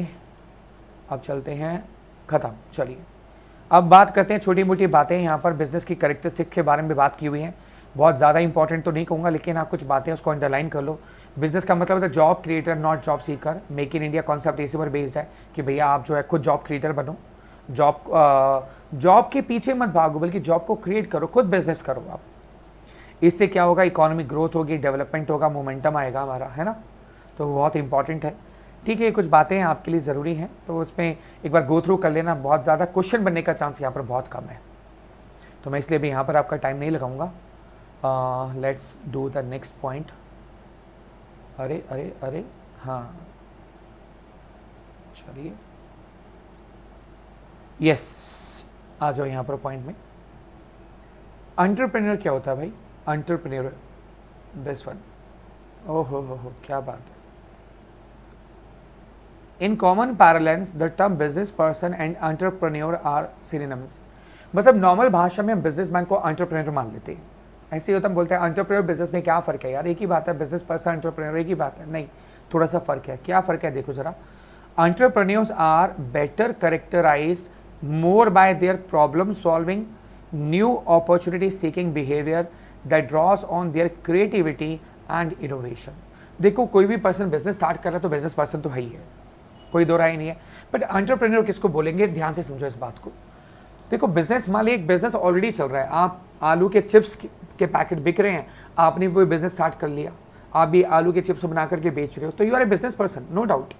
लेकिन हम आपको एंटरप्रेन्योर नहीं बोलेंगे। क्यों नहीं बोलेंगे? क्योंकि ना तो आपने कुछ नया निकाला, कोई नया कोई पैटर्न लेकर आए, ना नया कोई प्रोडक्ट लेकर आए, ना आपने उसमें कुछ क्रिएटिविटी की, ना कुछ नयापन लेकर आए, तो you will be called business person but not an entrepreneur. Entrepreneur जो होते हैं वो जो होते हैं प्रॉब्लम सॉल्विंग चीज़ें लेकर आते हैं, यानी मान लीजिए सोसाइटी में कोई प्रॉब्लम है, उसका वो सोल्यूशन लेकर आए हैं, तो उसको हम एंटरप्रेन्योर बोलेंगे। कुछ नया लेकर आए, जैसे आप कह सकते हो पॉलीथीन की प्रॉब्लम रहती है, पॉलीथीन बैन होती है, बैन है बहुत सारी जगह पर, अब उसका तोड़, वो प्रॉब्लम है बहुत बड़ी, उसके लिए कोई ऐसी चीज़ लेकर आए जिससे पोल्यूशन भी ना हो और लोगों को बहुत हैंडी भी लगे। अगर ऐसा कोई प्रोडक्ट लेकर आ रहा है तो उसको हम एंटरप्रेन्योर बोलेंगे। न्यू अपॉर्चुनिटी जो मार्केट में आती है उसको कैच करना, ठीक है, जो कुछ क्रिएटिविटी डालता है, कुछ इनोवेशन डालता है, उसको हम बोलते हैं एंटरप्रेन्योर। तो यहाँ पर ये क्वेश्चन बन सकता है, आपसे पूछा जा सकता है, दिस इज इम्पॉर्टेंट, ठीक है। इसके अलावा चलते हैं आगे। इसके अलावा और कुछ आ सकता है यहाँ पर, ये आ सकता है size of investment usually varies the scale of business, this is that is why in India micro small medium and large enterprises are defined with respect to the size of investment, more specifically investment in plant and machinery for manufacturing enterprise and investment in equipment and services enterprises. मैं आपको समझा देता हूँ इसका क्या मतलब है। India के अंदर में ना जो एंटरप्राइज होती है, बिजनेस एंटरप्राइज, उसको हम कैटेगराइज करते हैं कि माइक्रो एंटरप्राइज है, स्मॉल एंटरप्राइज है, मीडियम है, लार्ज है। अब कोई भी एंटरप्राइज माइक्रो कब होगी, स्मॉल कब होगी, मीडियम कब होगी, लार्ज कब हम उसको मानेंगे, ये डिपेंड करेगा कि उन्होंने प्लांट एंड मशीनरी में कितना इन्वेस्टमेंट कर रखा है, ठीक है। उसके बेस पर हम जो है कैटेगराइज करते हैं। इवन आपने देखा होगा कि गवर्नमेंट बहुत सारी स्कीम लेकर आती है माइक्रो एंटरप्राइजेस के लिए। जैसे हमने कहा कि माइक्रो एंटरप्राइजेस तक को 5 लाख का लोन जो है, मान लीजिए गवर्नमेंट स्कीम लेकर आए कि 5 लाख का लोन बिना किसी डॉक्यूमेंटेशन के दे दो। अब माइक्रो किसको बोलोगे आप, है ना, माइक्रो एंटरप्राइज किसको बोलोगे, तो वो डिफाइन किया हुआ है। ऑल तो यहाँ पर आपका रेलेवेंस नहीं है कि माइक्रो में आप कैटेगराइज करना सिखाओ सर, नहीं, मतलब ये सिर्फ आपको बताया हुआ कि ऐसा कुछ होता है। You must be aware of these things कि जो कैटेगराइजेशन होता है वो हम इन्वेस्टमेंट के बेस पर करते हैं, ठीक है। और अगर सर्विस एंटरप्राइज है तो उसमें इक्विपमेंट में आपने कितना इन्वेस्ट कर रखा है। मान लो डॉक्टर है तो माइक्रो में आएगा कि नहीं आएगा, सर्विस इंडस्ट्री है तो उसने इक्विपमेंट में कितना इन्वेस्ट कर रखा है, उसके बेस पर डिसाइड होगा कि वो कौन सी कैटेगरी में आएगा, ठीक है। चलो अब हम चलते हैं थोड़ा सा आगे और देखते हैं इसमें कुछ खास है क्या। जेस्टेशन एंड अनसर्टेनिटी, कुछ खास नहीं है इसके अंदर। देखो मैं आपको समझा देता हूँ सीधी भाषा में कि बिजनेस के अंदर ना जेस्टेशन बहुत होता है। जेस्टेशन मतलब टाइम लगता है पैसा कमाने में। ऐसा नहीं है कि आज आपने कल बिजनेस स्टार्ट किया और कल ही पैसा शुरू हो जाएगा। Investment takes time to fructify, fructify मतलब फ्रूट में बदलने में टाइम लगता है भाई। Investment takes time to bring in profit, profit कमाने में टाइम लगता है। तो और अनसर्टेनिटी भी है, ये भी ज़रूरी नहीं है कि प्रॉफिट होगा कि नहीं होगा, ठीक है। ज़रूरी नहीं है कि प्रॉफिट होगा कि नहीं होगा, ये भी कोई ज़रूरी नहीं है, तो इसमें बिजनेस में लगता है। फिर systematic, organised, efficiency oriented activity. Business is not a random, stray, unorganised और ओकेशनल एक्टिविटी। मतलब ऐसा नहीं कि कभी आपने कोई काम किया, आपको प्रॉफिट हो गया तो आप बोलो वाह ये तो बिजनेस है, ठीक है। जैसे कि एग्जांपल देता हूँ, एक लेडी गई और सूट लेकर के आई मार्केट से। वो सूट था मान लीजिए 1500 रुपये का। अब घर पे आई और उसने देखा कि उसके कुछ पड़ोसी आए, उन्होंने कहा ये सूट तो बहुत बढ़िया है। पूछा कितने की लेकर आई हो तुम? उसने बोला मैं 1800 का लेकर आई हूँ। उसने कहा मुझे दे दो, तो उसकी पड़ोसी ने 1800 का ले लिया। ओहो 300 का प्रॉफिट। तो क्या ये बिजनेस एक्टिविटी है? नहीं, रैंडम है यार। मतलब एक लेडी 1500 का सूट लेकर आई, पड़ोसी को उसने जानबूझ के 1800 का बता दिया, पड़ोसी ने वो 1800 का ले भी लिया, 300 का प्रॉफिट हो गया। तो you want call it A business? इसको बिजनेस नहीं बोलेंगे यार। Business is not a random, stray, unorganised activity, ठीक है। तो बिजनेस एक ऑर्गेनाइज एक्टिविटी था, प्रॉपर आप बिजनेस ओरिएंटेड होकर के बिजनेस एक्टिविटीज करते हो, इसलिए क्या it's a consciously created system of production. Clear? बस इससे ज़्यादा इसमें डिस्कशन करने वाला कुछ खास पॉइंट है नहीं। और अगर आप बिजनेस को रोज वॉच करते हो तो आपको पता ही है कि ये चीज़ें बहुत कॉमन है। इसके अलावा इसको इस थ्योरी में कुछ खास क्वेश्चन नहीं बनता, आप लोग गो थ्रू करना चाहिए, इसको गो थ्रू कर लेना। और फिर आते हैं बात यहाँ पर, हाँ जी, ऑब्जेक्टिव ओरिएंटेड पर्पसफुल। देखो कोई ना कोई पर्पस तो होता ही है, आप कोई भी एक्टिविटी करते हो। Profit is said to be the defining motive behind the business. Obvious ही बात है, हम जब बिजनेस करते हैं उसके पीछे हमारा मोटिव क्या होता है? प्रॉफिट कमाना, ठीक है। तो इसके बारे में बताया गया है, तो बहुत ज़्यादा नहीं है, आप इसमें कर सकते हो। ये बात हम पहले भी कर चुके हैं। Profits are the income of the business just as wages and salaries for labour. Rent is the income from the land and interest the income from the investment. ये हमने पहले भी डिस्कस किया था इसी चैप्टर पे, ठीक है। इनकम है होती है यहाँ से। तो अब आगे चलते हैं। हाँ, ये सस्टेनेबल डेवलपमेंट के ऊपर क्वेश्चन आ सकता है। This deal corresponds to the ideal of sustainable development. अब नॉन कॉमर्स बैकग्राउंड के बच्चे कहेंगे सर ये भी हम पहली बार पढ़ रहे हैं। बिल्कुल नहीं, ये आपने सोशल स्टडी में ज़रूर पढ़ा होगा 9th-10th में। सस्टेनेबल डेवलपमेंट ये वहाँ भी था। प्रॉफिटेबिलिटी, पीपल एंड प्लैनेट, यानी तीनों के बारे में, तीनों का डेवलपमेंट अगर हो रहा है एक साथ तो वो सस्टेनेबल डेवलपमेंट कहलाएगा। यानी आप प्रॉफिट भी कमा रहे हो, लोगों की वेलबींग के बारे में भी सोच रहे हो और प्लैनेट को भी सेफ रख रहे हो, then it is called sustainable development, right. चलिए अब आगे चलते हैं। और कुछ है इसके अंदर में? और कुछ खास तो नहीं है इसके अंदर में। ऑब्जेक्टिव्स ऑफ बिजनेस, यहाँ पर एक बार इसको गो थ्रू कर लेते हैं। यहाँ क्वेश्चन आपका आ सकता है interdependence,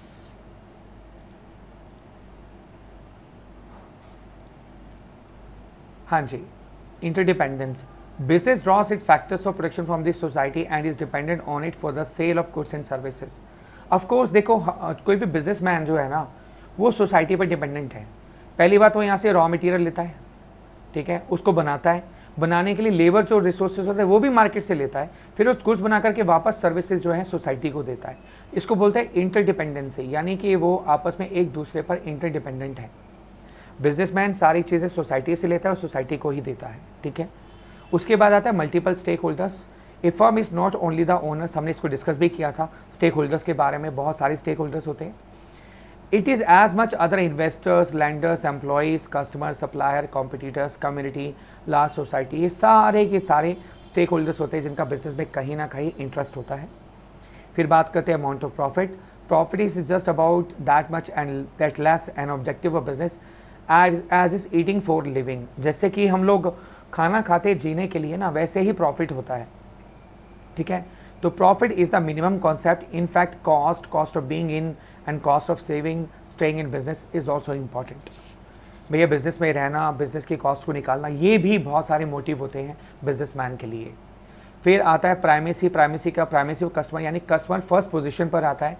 if at all there is a single purpose of business, it is the creation and maintenance of customers through product quality, service, delivering value for money. इन तीन से आप कस्टमर्स को प्रेफरेंस दे सकते हो, उसको क्वालिटी दे सकते हो, सर्विस दे करके, उसकी वैल्यू ऑफ मनी उसको दे करके आप कस्टमर को प्राइमेसी यानी फर्स्ट नंबर पे कस्टमर को रखा जाता है बिजनेस में। फिर एक पॉइंट आता है performance is the pre cursor of profit, यानी अगर आप प्रॉफिट कमाना चाहते हो तो आपकी परफॉर्मेंस इंपॉर्टेंट होनी चाहिए। To be able to earn profit the firm has to excel in all the functionalities, procurement, production, sales, marketing, accounting, finance, सब में वो एक्सेलेंस लेकर आएगा तो ही वो प्रॉफिट कमा पाएगा। परफॉर्म उसको करना पड़ेगा हर जगह पर, ठीक है। क्लियर हो गया? तो ये अभी इनमें से क्वेश्चन कैसा आ जाएगा, इनमें से आपको जो है पॉइंट दिए जाएंगे, कोई ना कोई true false, correct incorrect statement आपसे पूछी जा सकती है यहाँ पर, ठीक है। करेक्ट इनकरेक्ट स्टेटमेंट आपसे पूछी जा सकती है, जैसे प्राइमेसी ऑफ कस्टमर, क्या ये मोटिव होता है कि नहीं होता, ठीक है। अब मल्टीपल स्टेक होल्डर्स में से कौन सा स्टेक होल्डर है, कौन सा स्टेक होल्डर नहीं है, इस तरीके से जैसे 1, 2, 3 ये को दे दिया कि इनमें से कौन कौन स्टेक होल्डर है, और चौथा ऑप्शन दे दिया ऑल ऑफ दी अबव। इस तरीके से आपसे क्वेश्चन क्रिएट किया जा सकता है, पूछा जा सकता है, ठीक है। आगे चलते हैं हम लोग।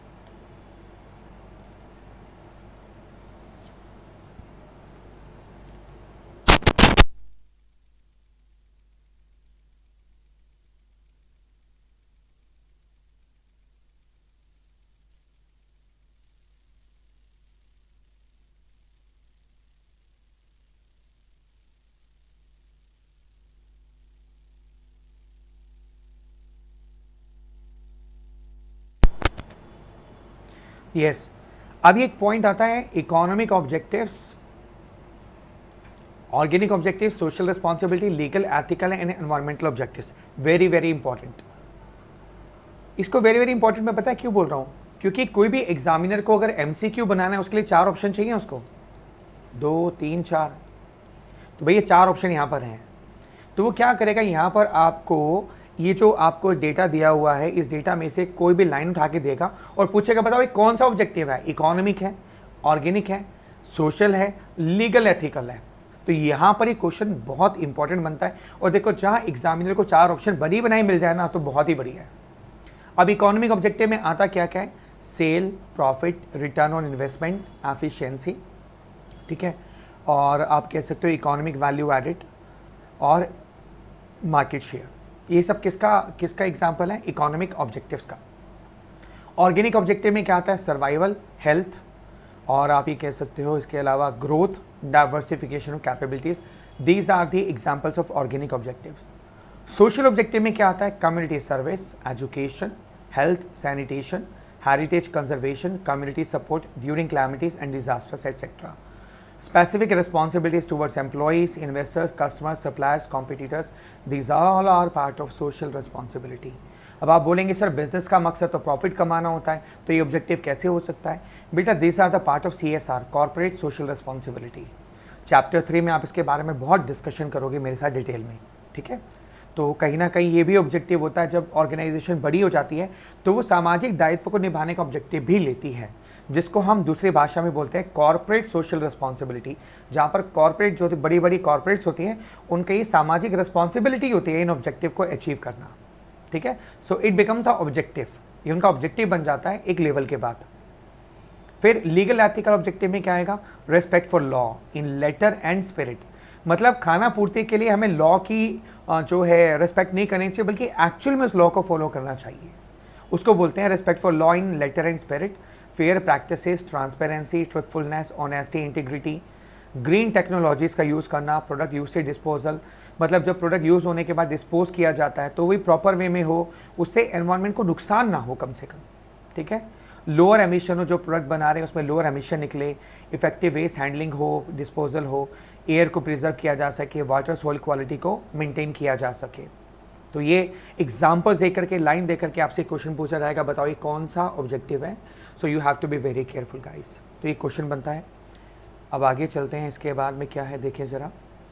इसके बाद में ये आपको एग्जाम्पल दिया हुआ है अज़वा के बारे में, इंडियाज़ फर्स्ट सोशल एंटरप्राइज, जो कि फोकस करते हैं वुमेन के ऊपर। आईटीसी के ग्रीनेस्ट होटल चेन है।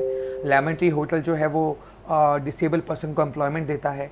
HUL जो है वो जो है शक्ति for empowerment of rural women, यानी कि जो रूरल एरिया में वुमेन रहती है उनको एम्पावर करने के लिए काम करता है। तो ये कुछ एग्जाम्पल दे रखे हैं जो एक्चुअल में ऑर्गेनाइजेशन इन ऑब्जेक्टिव्स को फॉलो करती है। ठीक है, फिर प्लूरलिटी ऑफ ऑब्जेक्टिव बिजनेस आप कर चुके हो कि बिजनेस का एक ऑब्जेक्टिव नहीं होता, बहुत सारे ऑब्जेक्टिव होते हैं, इसको करने की ज़रूरत नहीं है। अब आता है business ownership is a bundle of rights. मतलब हम बात कर रहे हैं बिजनेस के बारे में। चलिए, बहुत छोटी छोटी बातें यहाँ पर, इसको नोट कर लेते हैं। Business ownership is a bundle of rights. इसके अंदर आप अंडरलाइन कर लीजिए मेरे साथ पे कुछ बातें। यहाँ से आप चलेंगे मेरे पास में, ये business ownership occurs by investment of capital.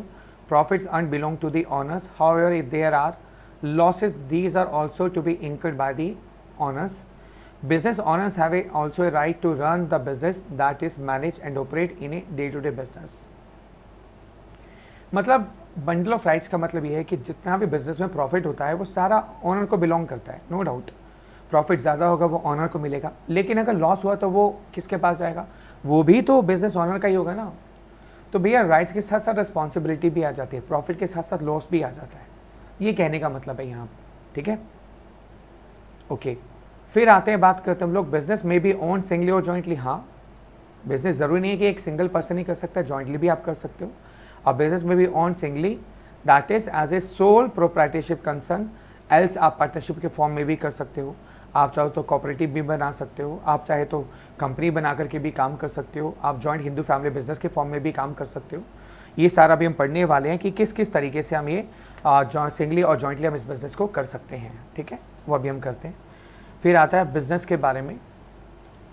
देखो यहाँ से क्वेश्चन बहुत ज़्यादा नहीं बनते हैं, हाँ ट्रू फॉल्स की फॉर्म में आ सकते हैं, तो मैंने कहा वो लाइन में आपको कवर करा दूँ।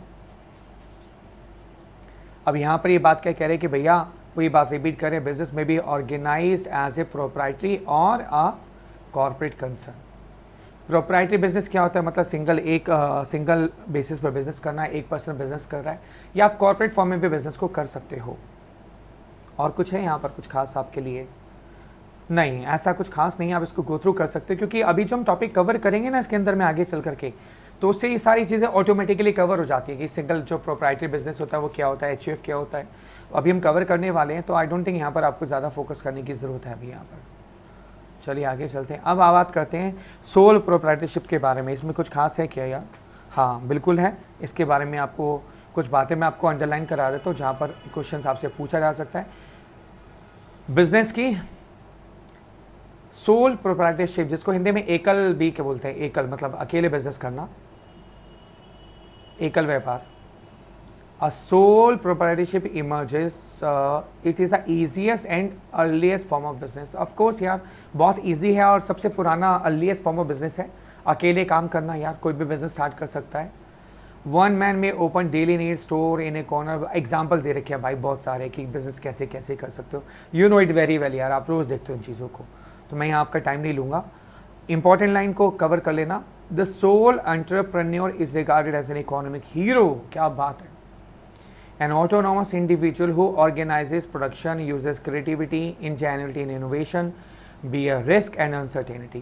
भाई हम उसको इकोनॉमिक हीरो क्यों बोलते हैं? क्योंकि बेचारा अकेला लड़ता है, प्रोडक्शन करता है भाई अकेला, क्रिएटिविटी यूज करता है, इनोवेशन यूज करता है, सारे रिस्क बियर करता है, अनसर्टेनिटी बियर करता है, ठीक है? तो इसलिए हम उसको क्या बोलते हैं? इकोनॉमिक हीरो बोलते हैं इसको। क्या बात है भाई, फिल्म का हीरो।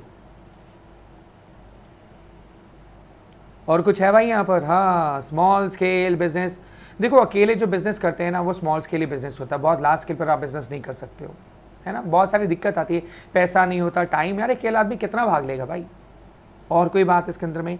Enjoy people trust. हाँ, जो बिजनेस करता है अकेला आदमी वो लोगों का ट्रस्ट जीतता है और पर्सनलाइज सर्विस देता है। कैसे देता है भाई? एक दुकानदार आपके पड़ोस में है, आप देखो ना वो अकेला काम करता है तो उस पर आपको ट्रस्ट बहुत होता है। वहीं पर रोज वो सामान बेच रहा है, आप उससे सामान खरीदने जाते हो, किस दिन बोलता है वैसे ये नहीं, ये ले जाओ मेरे कहने पर, आप सामान खरीद कर ले आते हो।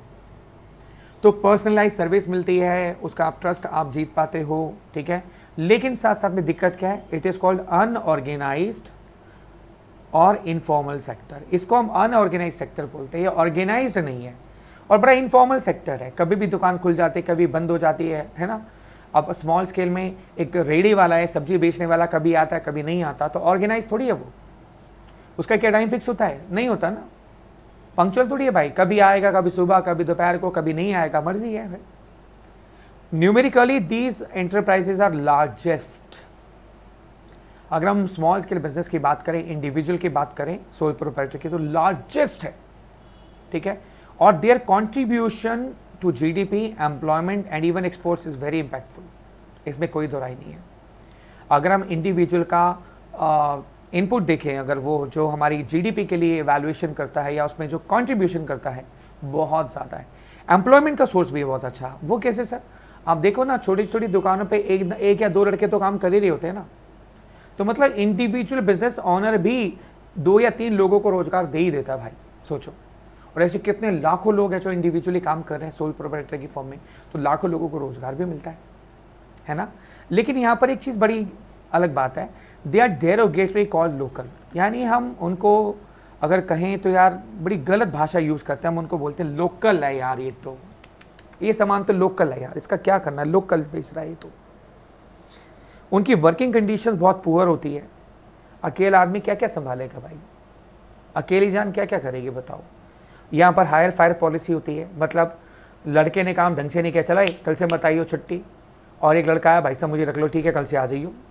तो यहाँ पर कोई जॉब तरीका नहीं है कि इंटरव्यू लिया जाएगा, कॉन्ट्रैक्ट, उसका जॉब एम्प्लॉयमेंट लेटर साइन होगा, फिर उसको रखा जाएगा, ऐसा नहीं होता। सोल प्रोप्राइटरशिप में हायर और फायर पॉलिसी होती है भैया, रखा निकाला बहुत ज़्यादा होता है। लैक ऑफ एम्प्लॉय वेलफेयर बिल्कुल नहीं होता। अगर हम सोशल कंसर्न की बात करें बिल्कुल नहीं होता। और जो किस्मत की बात करें एंटरप्राइज की, वो लिंक करती है personal wellbeing of the owner पे। भैया ओनर अगर ठीक ठाक है तो बिजनेस ठीक ठाक है, ऑनर अगर बीमार हो गया तो बिजनेस भी बीमार हो गया, और अगर ऑनर की कभी डेथ हो जाती है तो बिजनेस भी बंद हो जाता है भाई। सोल प्रोप्राइटरशिप में तो ऐसा ही होता है, अनलेस कि कोई उसको टेक ओवर कर ले, ठीक है? चलो और कुछ इसमें है, आगे चलते हैं, देखते हैं। पर्सनल सेविंग, देखो इसमें पर्सनल सेविंग लगाता है आदमी, इससे ज़्यादा कुछ नहीं है। और माइक्रो फाइनेंस मिलना बहुत मुश्किल होता है, बैंकों से लोन आसानी से नहीं मिलता।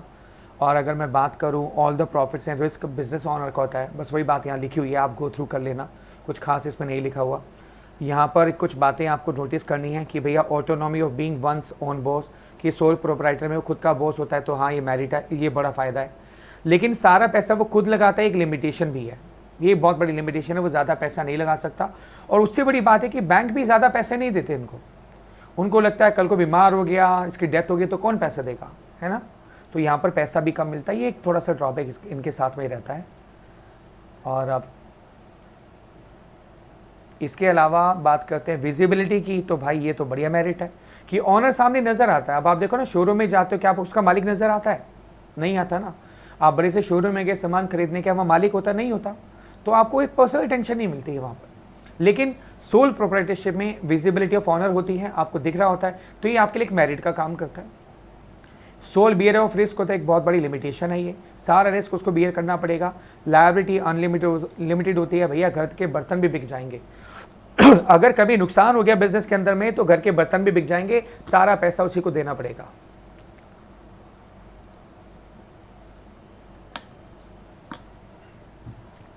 फेट की बात करें, किस्मत की बात करें तो भैया गोइंग कंसर्न की बात करें तो यहाँ लिमिटेशन है, कभी भी बिजनेस बंद हो सकता है। सक्सेशन ऑफ ओनरशिप का मतलब होता है कि क्या बिजनेस आगे दिया जा सकता है, हाँ बाय विल, अगर विल है तो विल के बेसिस पर दिया जा सकता है, और अगर वो दुकानदार विल नहीं बनाता सोल प्रोप्राइटर तो लॉ ऑफ इनहेरिटेंस जो है वो अप्लाई हो जाएगा। ठीक है कि भैया जो भी वारिस है उसको वो बिजनेस मिल जाएगा। सिंपल सी बात यह है कि भैया जो दुकानदार है अगर वो अपनी विल में लिख के जाता है कि मेरे बाद ये मेरा बिजनेस मेरे बेटे को या इसको XYZ को दे दिया जाए तो उसको मिल जाएगा, ट्रांसफर हो जाएगा, सक्सेशन हो जाएगा। और अगर नहीं दे रखा तो जो लॉ ऑफ इनहेरिटेंस कहता है, जो भी लॉ के हिसाब से जो भी वल्ली वारिस होगा उसको बिजनेस मिल जाएगा। इतनी बात यहाँ पर लिखी हुई है। चलिए अब बात करते हैं HUF के बारे में, हिंदू अनडिवाइडेड फैमिली। हाँ, यहाँ कुछ बातें आपके लिए बड़ी इंपॉर्टेंट है जो क्वेश्चन बन सकती है, जो पूछी जा सकती हैं। पहली बात, HUF का मतलब क्या होता है, हिंदू अनडिवाइडेड फैमिली। ठीक है, और an HUF can not be formed by group of people who do not constitute a family. देखो ये लाइनें बड़ी इंपॉर्टेंट है, इसके ऊपर क्वेश्चन आ सकता है कि अगर कोई फैमिली का मेंबर नहीं है तो आप HUF नहीं बना सकते। पहली बात, उसके लिए फैमिली का मेंबर होना बहुत ज़रूरी है। ठीक है, joint Hindu family in India is in fact by default an HUF। और इंडिया के अंदर में जो हिंदू फैमिली है जो जॉइंटली काम कर रही है वो बाय डिफॉल्ट HUF मानी जाती है। और ये HUF का कॉन्सेप्ट सिर्फ इंडिया में होता है। भाई सुन लो, पहले हिंदू अनडिवाइडेड फैमिली का जो कॉन्सेप्ट है वो सिर्फ इंडिया में ही है। An HUF enjoys a separate entity status under the income tax act. Income tax act में जैसे सोल प्रोप्राइटर होता है ना, पार्टनरशिप फर्म होती है, ऐसे ही HUF एक अलग स्टेटस माना जाता है और इनके इनकम टैक्स रिटर्न अलग से फाइल होती है भाई। ठीक है, तो एज ए प्रैक्टिशनर से ही आपको फायदा हो जाएगा, आप HUF के रिटर्न भी फाइल कर सकते हो इनकम टैक्स में। ठीक है, और क्या है, very important point, very important, HUF can not earn income from salary. इसको वेरी इंपॉर्टेंट लिख लेना, ये क्वेश्चन जरूर आ सकता है आपका एग्जाम के अंदर में। बात क्या है जरा सुन लो, जब आप इनकम टैक्स एक्ट में इनकम टैक्स रिटर्न फाइल करते हो ना तो उसके अंदर में 5 हेड में इनकम आती है आपकी। पहली आती है profit and gain from business और प्रोफेशन, यानी जो पैसा आपने बिजनेस से कमाया या आपने प्रोफेशन से कमाया। दूसरा इनकम फ्रॉम हाउस प्रॉपर्टी, जो आपने हाउस प्रॉपर्टी से इनकम कमाई। तीसरा कैपिटल गेन, मान लीजिए आपने कोई प्रॉपर्टी बेची उस पर जो इनकम हुई वो कैपिटल गेन में आती है। फिर आता है इनकम फ्रॉम अदर सोर्सेज, यानी कि जैसे आपको कोई इंटरेस्ट मिला तो वो अदर सोर्स में आता है।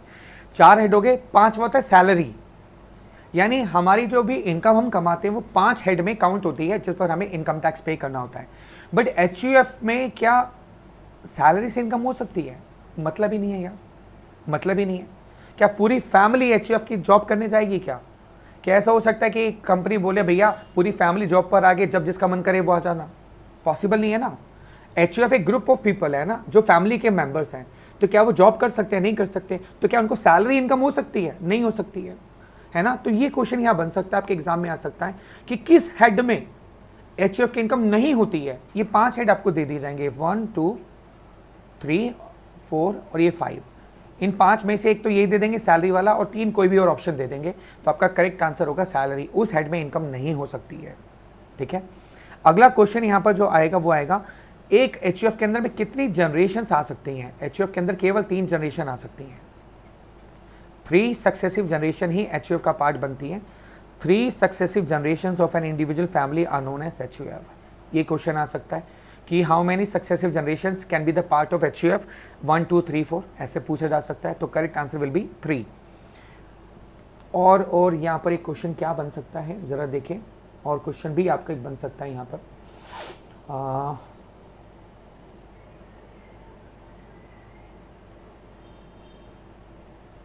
हाँ, ये HUF के अंदर में कौन कौन इंक्लूड होता है? Buddhist, Jain and Sikh. Buddhist, Jain and Sikh families are the part of, उनको हिंदू में काउंट करते हैं for the purpose of HUF। This includes Buddhist, Jain and Sikh. तो क्या मुस्लिम जो हैं क्या वो HUF का पार्ट बन सकते हैं? नो। क्या पारसी बन सकते हैं? नो। ठीक है, तो यहाँ पर ये क्वेश्चन बड़ा इंपॉर्टेंट बनता है, इंपॉर्टेंट, राइट। तो यहाँ पर इसको आप अंडरलाइन कर लीजिएगा। Let's have the next point.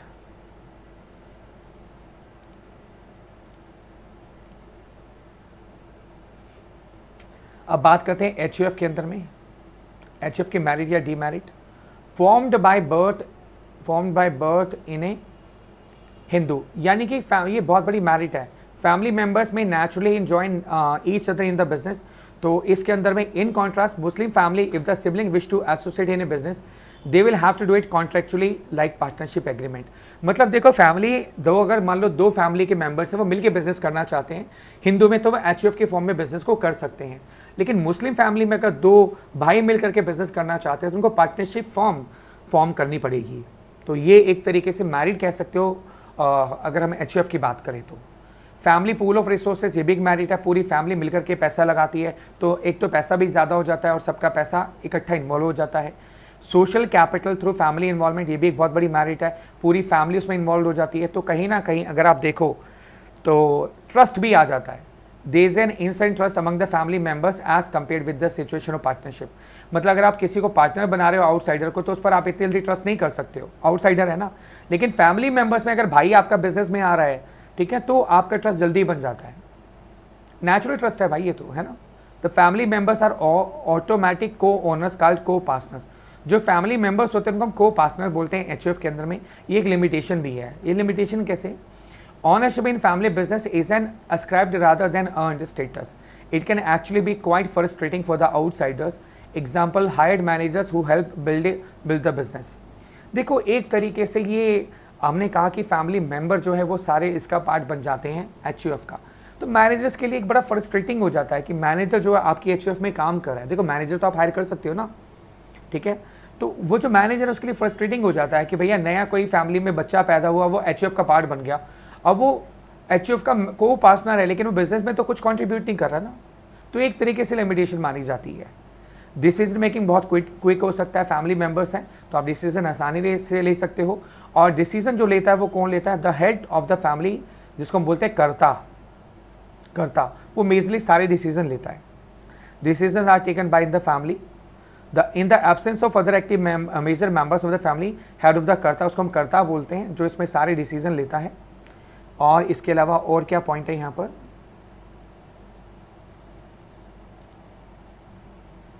Unlimited liability of the कर्ता की जो लायबिलिटी होती है वो अनलिमिटेड होती है, ये एक लिमिटेशन है। It is common limitation of proprietary forms of business organisation, that is karta. उसकी पर्सनल एसेट्स भी इन्वोक की जा सकती हैं अगर लॉस हो जाता है तो अगर कर्ता के एंगल से देखा जाए तो बहुत बड़ी नुकसान है उसके लिए, क्योंकि डिसीजन भी वही ले रहा है, कल को नुकसान हो गया तो सारे नुकसान भी वही भुगतेगा। और फेट ऐसे गोइंग कंसर्न की बात करें तो बड़ा मुश्किल है, ये बहुत मुश्किल है, क्योंकि आप देखो ना आजकल जॉइंट फैमिलीज कहाँ रह गई हैं। जॉइंट फैमिली बहुत जल्दी स्प्लिट हो जाती है न्यूक्लियर फैमिलीज में। तो क्या आपको लगता है कि बिजनेस भी हमारा कंटिन्यू रहेगा? अगर जॉइंट फैमिली न्यूक्लियर फैमिली में कन्वर्ट हो जाएगी तो बिजनेस भी स्प्लिट हो जाते हैं। और आप देखो एग्जाम्पल, आप इन बिजनेस हाउसेस की बात करें, बिरला की, मोदी की, गोयंकास की, आप देखो ये तो लाइव एग्जाम्पल्स हैं। तो उनकी जनरेशन 3 जनरेशन तक कहाँ एक साथ बिजनेस चलता है, दूसरी तीसरी जनरेशन तक आते आते बिजनेस स्प्लिट हो जाते हैं। अब बात करते हैं बिजनेस सक्सेशन कैसे होगा? बाय विल, यानी जो विल होगी, विल के हिसाब से जो है नेक्स्ट जो इसका उत्तराधिकारी होगा उसके नाम वो बिजनेस हो जाएगा, ठीक है। और अगर विल नहीं है तो फिर वही लॉ ऑफ सक्सेशन यहाँ पर फॉलो हो जाएगा। अब बात करते हैं, हम आगे चलते हैं। नेक्स्ट आता है हमारा पार्टनरशिप। अरे वाह, पार्टनरशिप आपने अकाउंट्स में भी बहुत पढ़ा होगा। मुझे पता है कुछ बच्चे कह रहे हैं फटाफट छुड़वा दो सर, पार्टनरशिप के बारे में तो हमें बहुत नॉलेज है। बस ये हमारा लगभग खत्म होने वाला है। पार्टनरशिप करनी है हमें और उसके बाद हमारा नेक्स्ट टॉपिक रह गया कंपनी के बारे में, बहुत ज़्यादा नहीं है। चलिए, partnership implies contractual co-ownership of a business. It is a relationship between 2 और more persons who agree to share the profits as well as losses of the business. जब 2 या 2 से अधिक लोग जो हैं मिलकर के बिजनेस करते हैं तो उसको हम बोलते हैं पार्टनरशिप, राइट। और एक पार्टनरशिप डीड होती है उसके अंदर में, जहाँ पर वो अपने रूल्स रेगुलेशंस लिखते हैं। Agreement enforceable by law is called deed, which is called essence of the partnership. ये लॉ में भी आपने पढ़ा है, इसको अकाउंट्स में भी पढ़ा है, तो मैं इसको बहुत ज़्यादा डिस्कस यहाँ नहीं करूँगा आप लोगों के साथ में। I know you know this things, आपको इसके बारे में काफ़ी अच्छी नॉलेज भी है। ये आ सकता है पार्टनरशिप एक्ट कौन सा होता है भाई, ये क्वेश्चन आपका पूछा जा सकता है। पार्टनरशिप एक्ट 1932, यहाँ पर ही क्वेश्चन आ सकता है। पार्टनरशिप एक्ट कौन सा होता है? 1932, 42, 52, 62, इस तरह क्वेश्चन पूछा जा सकता है। इसके फ़ायदे क्या है भैया? Merit limitations, agreement. ये मैरिट अगर आप एग्रीमेंट करके रखते हो और अगर रिटर्न में है तो बहुत ही बढ़िया है, इससे लड़ाई झगड़े नहीं होते, सबसे बड़ी बात ये है। 2 या 2 से अधिक लोग हो सकते हैं, बहुत बढ़िया बात है, ये बहुत बड़ा मेरिट है, क्योंकि सोल प्रोप्राइटरशिप में अकेला एक बिजनेस काम कर रहा है, एचयूएफ के अंदर में फैमिली के 2 या 3 या 4 लोग 5 लोग काम कर सकते हैं, है ना।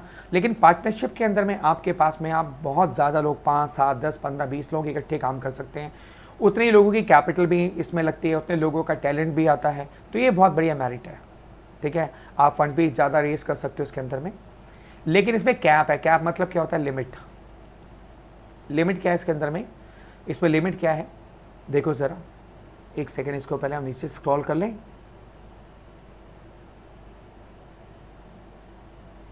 हाँ, ये इंपॉर्टेंट है, यहाँ पर क्वेश्चन आ सकता है, यहाँ पर इंपॉर्टेंट क्वेश्चन है, यहाँ पर ज़रूर पूछा जा सकता है। देखो, there is A cap on maximum number of person, partnership is govern by Indian partnership act 1932. However, Partnership Act does not lay down the maximum number of partners, but according to Section 464, Rule 10 of Companies Miscellaneous Rule 2014, maximum number of partners जो हैं वो 100 हैं, यहाँ पर लिखा हुआ 100, make it 50. जी हाँ, maximum 50 है, 50 से ज़्यादा पार्टनर नहीं हो सकते हैं, ठीक है। और यहाँ पर ये लिखा हुआ है, banking business must not have more than 10 partners and other business must not exceed 60. Cross कर दो इसको बेटा, एक गलत लिखा हुआ है इसमें, ठीक है। चाहे वो बैंकिंग बिजनेस हो, चाहे वो नॉन बैंकिंग बिजनेस हो, ठीक है।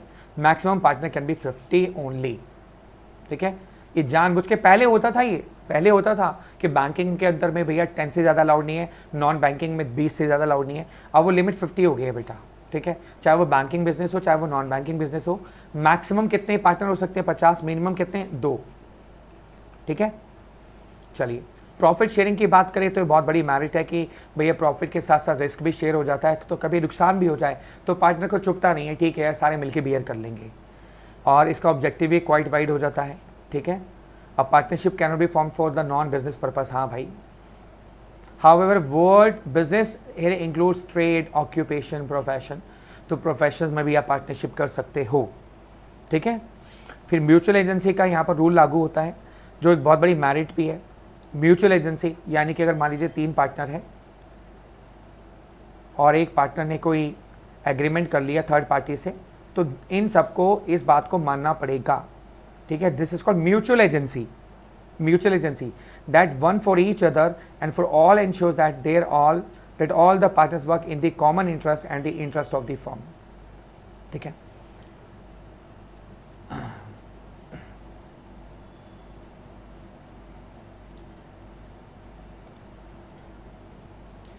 और इसमें लिमिटेशन कैसे है, a partner's misdeed impact all the partners. देखिए, म्यूचुअल एजेंसी पार्टनरशिप के अंदर में फायदा भी है, नुकसान भी है। देखो, फायदा इसलिए कि सब लोग कॉमन इंटरेस्ट के लिए काम करते हैं, फर्म के इंटरेस्ट के लिए काम करते हैं, लेकिन मान लो एक पार्टनर ने कोई गलत मिसडीड कर ली तो बाकी सब भी उसके लिए लायबल हो जाएंगे, ठीक है। तो बाकी लोग भी उसके लिए लायबल हो जाएंगे और कोई नुकसान होता है तो उनको भी उसको बियर करना पड़ेगा। तो एक तरीके से ये दोनों चीज़ें मेरिट भी है और ये लिमिटेशन भी है। अनलिमिटेड लायबिलिटी जो होती है सारे पार्टनर्स की अनलिमिटेड होती है यहाँ पर, तो एक बहुत बड़ी लिमिटेशन है, जैसे सोल प्रोप्राइटरशिप में थी। फिर ऐसे गोइंग कंसर्न की बात करें तो लिमिटेशन है, क्योंकि पार्टनरशिप ज़्यादा चलती नहीं है यार, कोई ना कोई पार्टनर छोड़ता रहता है, पार्टनरशिप डिसॉल्व हो जाती है।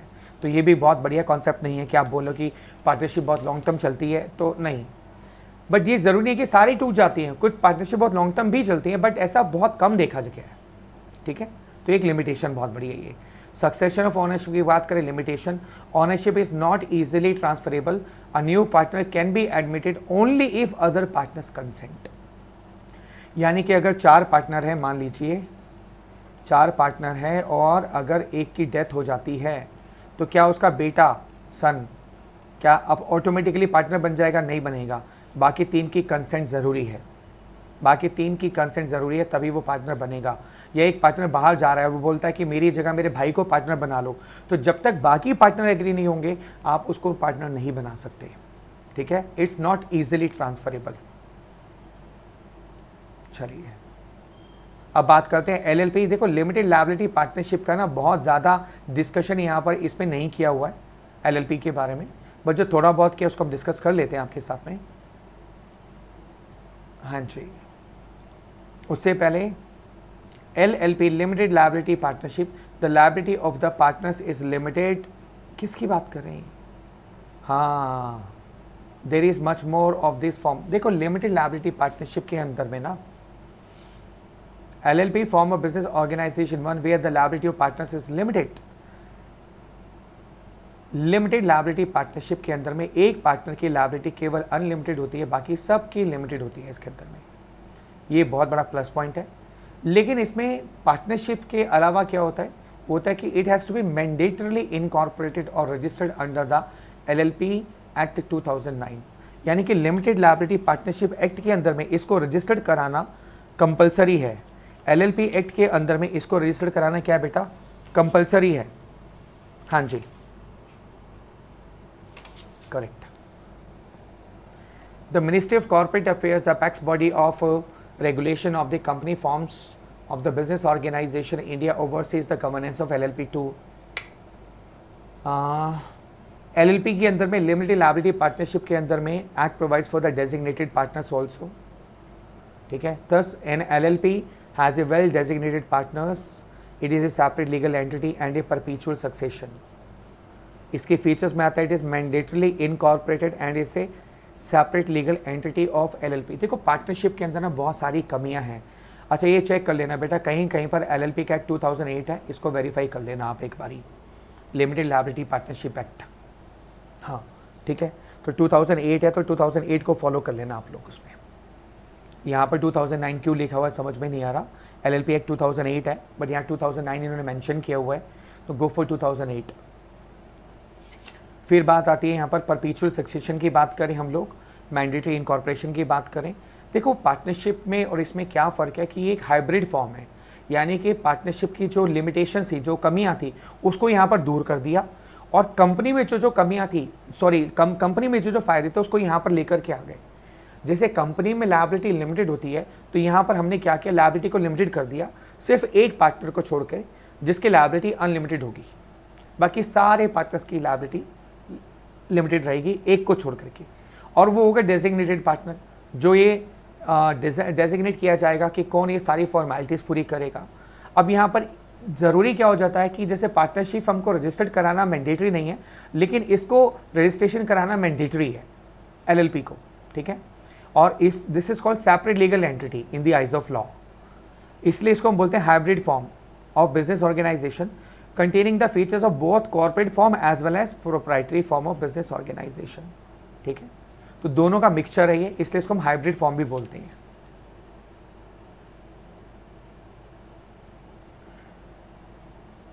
अब बात करते हैं LLP के ओवरव्यू के बारे में। Limited liability, no personal liability of partner except in case of fraud. इसको हम कंपेयर कर रहे हैं किससे, ट्रेडिशनल पार्टनरशिप के साथ। ट्रेडिशनल पार्टनरशिप में क्या होता है, अनलिमिटेड पर्सनल लायबिलिटी होती है for each partner for dues of the partnership firm, personal assets of each partner is also liable. अगर हम ट्रेडिशनल पार्टनरशिप से LLP को कंपेयर करें तो ये मेरिट है, ठीक है, क्योंकि ट्रेडिशनल पार्टनरशिप में जो लायबिलिटी होती है वो अनलिमिटेड होती है सबकी, ठीक है। यहाँ पर फ्रॉड होगा तभी लायबिलिटी अनलिमिटेड होगी, अदरवाइज लायबिलिटी लिमिटेड होगी। इनकॉर्पोरेशन यहाँ पर मैंडेटरी होता है, जबकि पार्टनरशिप फर्म के अंदर में ऑप्शनल होता है, it is not mandatory, it is not mandatory. अब ये मेरिट कैसे बन गया, क्योंकि जो मैंडेटरी रजिस्ट्रेशन होता है ना, उससे क्या होता है, that brings the firm under the regulatory purview of ministry of corporate affairs, this increases it's credibility. LLP की क्रेडिबिलिटी अगर मैं बात कंपेयर करूं पार्टनरशिप फर्म के कंपैरिजन में, तो इसकी क्रेडिबिलिटी ज़्यादा होती है। ज़्यादा कैसे होती है इसकी, क्योंकि रजिस्टर्ड होती है तो इसलिए इसकी value in the eyes of public ज़्यादा अच्छी मानी जाती है, क्योंकि मिनिस्ट्री ऑफ कॉर्पोरेट अफेयर्स के अंडर आती है, ये वहाँ पर रजिस्टर्ड होती है, ठीक है। और बात करें legal entity separate from its partners, it's not a legal entity separate from its partners, ये मैरिट की फॉर्म करती है। This deals away with the uncertainty of the firm's existence as a going concern. देखो separate legal entity है तो ये going concern concept यहाँ पर फॉलो होता है, यहाँ पर ईजिली आप इसको कैरी ऑन कर सकते हो, ठीक है, जबकि नॉर्मल पार्टनरशिप के अंदर में पॉसिबल नहीं हो पाता। कोई भी पार्टनर छोड़ के जाएगा तो भैया वहाँ पार्टनरशिप फर्म डिसॉल्व हो जाएगी। यहाँ पर है मिनिमम 2 लोग चाहिए और यहाँ पर कोई लिमिट नहीं है LLP के अंदर में कितने भी नंबर ऑफ पार्टनर्स हो सकते हैं, जबकि ट्रेडिशनल में मिनिमम 2 होते हैं और मैक्सिमम कितने होते हैं, 50। तो नॉर्मल पार्टनरशिप के अंदर में मैक्सिमम 50 पार्टनर हो सकते हैं, जबकि एलएलपी के अंदर में जो पार्टनर्स की लिमिट है, कोई लिमिट नहीं है, तो आप कितने भी पार्टनर्स बना सकते हो एलएलपी के अंदर में।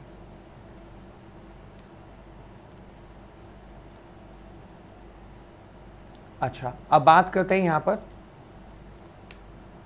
एलएलपी को जो गवर्न करती है वो आरओसी करती है। आरओसी का मतलब होता है रजिस्ट्रार ऑफ कंपनीज।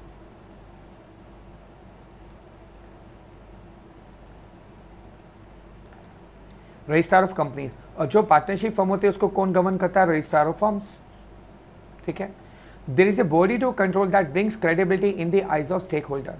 यानी देखो, जब रजिस्ट्रार ऑफ कंपनी अगर इसको रेगुलेट कर रही है, तो अगर मैं स्टेक होल्डर की बात करूं तो आप खुद बताऊंगा कॉन्फिडेंस किस पे ज़्यादा होगा? ऑफकोर्स यहाँ ज़्यादा होगा।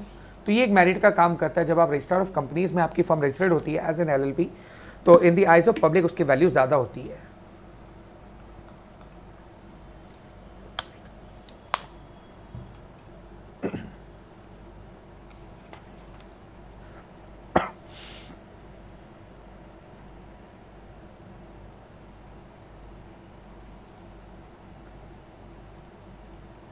अब बात करें स्टैचुटरी कॉम्प्लायंसेस की बात करें, तो एलएलपी अगर आप बनाते हो ना, तो उसमें स्टैचुटरी कॉम्प्लायंस का मतलब है लीगल फॉर्मेलिटीज बेटा, legal formalities.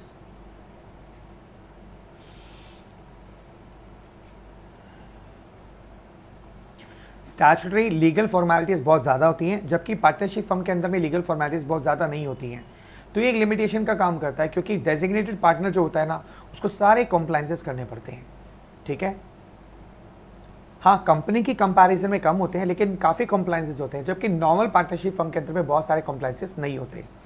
Every partner of LLP is only an agent to the firm, जबकि every partner of the firm is an agent of the firm and also of the other partners, जो कि mutual agency वाला concept है यहाँ पर। तो ये एक मेरिट का काम करती है। Absence of mutual agency enhances freedom of one hand and on the other hand frees the other partners of the burden of responsibility of the acts of the partner. तो एलएलपी में सिर्फ only agent माने जाते, they have no mutual agency concept, जबकि यहाँ mutual agency का concept होता है। ये फर्क है।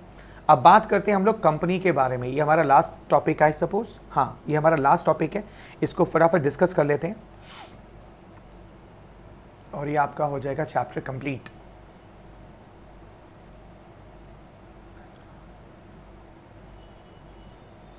यहां पर दिया हुआ है 1% कंपनी के बारे में। 1% company has been the most recently introduced form of business organization India wide the Companies Act 2013। हालांकि इसके बारे में कोई डिस्कशन यहाँ नहीं किया हुआ, सिर्फ आपकी नॉलेज में होना चाहिए कि 1% कंपनी नाम की कोई चीज़ होती है, बस। इससे ज़्यादा डिटेल यहाँ नहीं दी है और आपको भी जाने की ज़रूरत नहीं है। ठीक है। एक यहाँ पर ही आ जाता है डोरमेंट कंपनी क्या होती है। Act also provides for the incorporation of dormant company that may be created for a future project और to hold an asset or intellectual property and has no significant accounting transactions। ये important है। कैसे? ये आपको line दी जाएगी, question में दे सकते हैं कि a company which is created for a future project or to hold asset or intellectual property and has no significant accounting transactions are called dormant company, small company, 1% company, private company, public company। ऐसे कुछ option दिया जाएगा आपको। तो answer क्या होगा? Dormant company, यानी ऐसी कंपनी जो फ्यूचर प्रोजेक्ट के लिए हमने बनाई, ठीक है, और जहां पर या फिर हम एसेट को होल्ड करने के लिए बनाते हैं या इंटेलेक्चुअल प्रॉपर्टी को होल्ड करने के लिए बनाते हैं, जहां पर सिग्निफिकेंट अकाउंटिंग ट्रांजैक्शन नहीं है, यानी साल में 1 या 2 ही ट्रांजैक्शन हो रही है सिर्फ, उस कंपनी को डोरमेंट कंपनी हम कहते हैं और वो भी आप बना सकते हो। ठीक है। तो ये क्वेश्चन यहाँ पर बन सकता है आपका। फिर बात करते हैं 2 टाइप की कंपनी है, यहाँ पर डिस्कस करेंगे प्राइवेट कंपनी और पब्लिक कंपनी, और इसके बारे में let's see the discussion. I would suggest कि इसको करने के बजाय हम सीधा अगर यहाँ डिस्कशन करें तो ये ज़्यादा इंपॉर्टेंट है आपके लिए। और यहाँ पर बहुत इंपॉर्टेंट, ये मैं आपको कहूँगा बहुत इंपॉर्टेंट पॉइंट है जो आपसे क्वेश्चन पूछा जा सकता है। मिनिमम नंबर ऑफ मेंबर्स, ये ध्यान रखना, मेंबर्स की बात कर रहा है। प्राइवेट कंपनी में होते हैं 2, पब्लिक में होते हैं 7। Maximum number of members private company में होते हैं 200, मैक्सिमम यहाँ पर पब्लिक कंपनी में कोई लिमिट नहीं होती है। There are restriction on transfer of shares, private company में रेस्ट्रिक्शन होती है, जबकि पब्लिक कंपनी में फ्रीली ट्रेडेबल है, यानी कि आप स्टॉक एक्सचेंज में कभी भी शेयर्स बेच सकते हो, कोई भी खरीद सकता है। देखो दोनों में फ़र्क क्या है, आपसे ये फ़र्क के ऊपर क्वेश्चन आ सकता है कि कितने मिनिमम मेंबर्स होते हैं, कितने मैक्सिमम मेंबर्स होते हैं।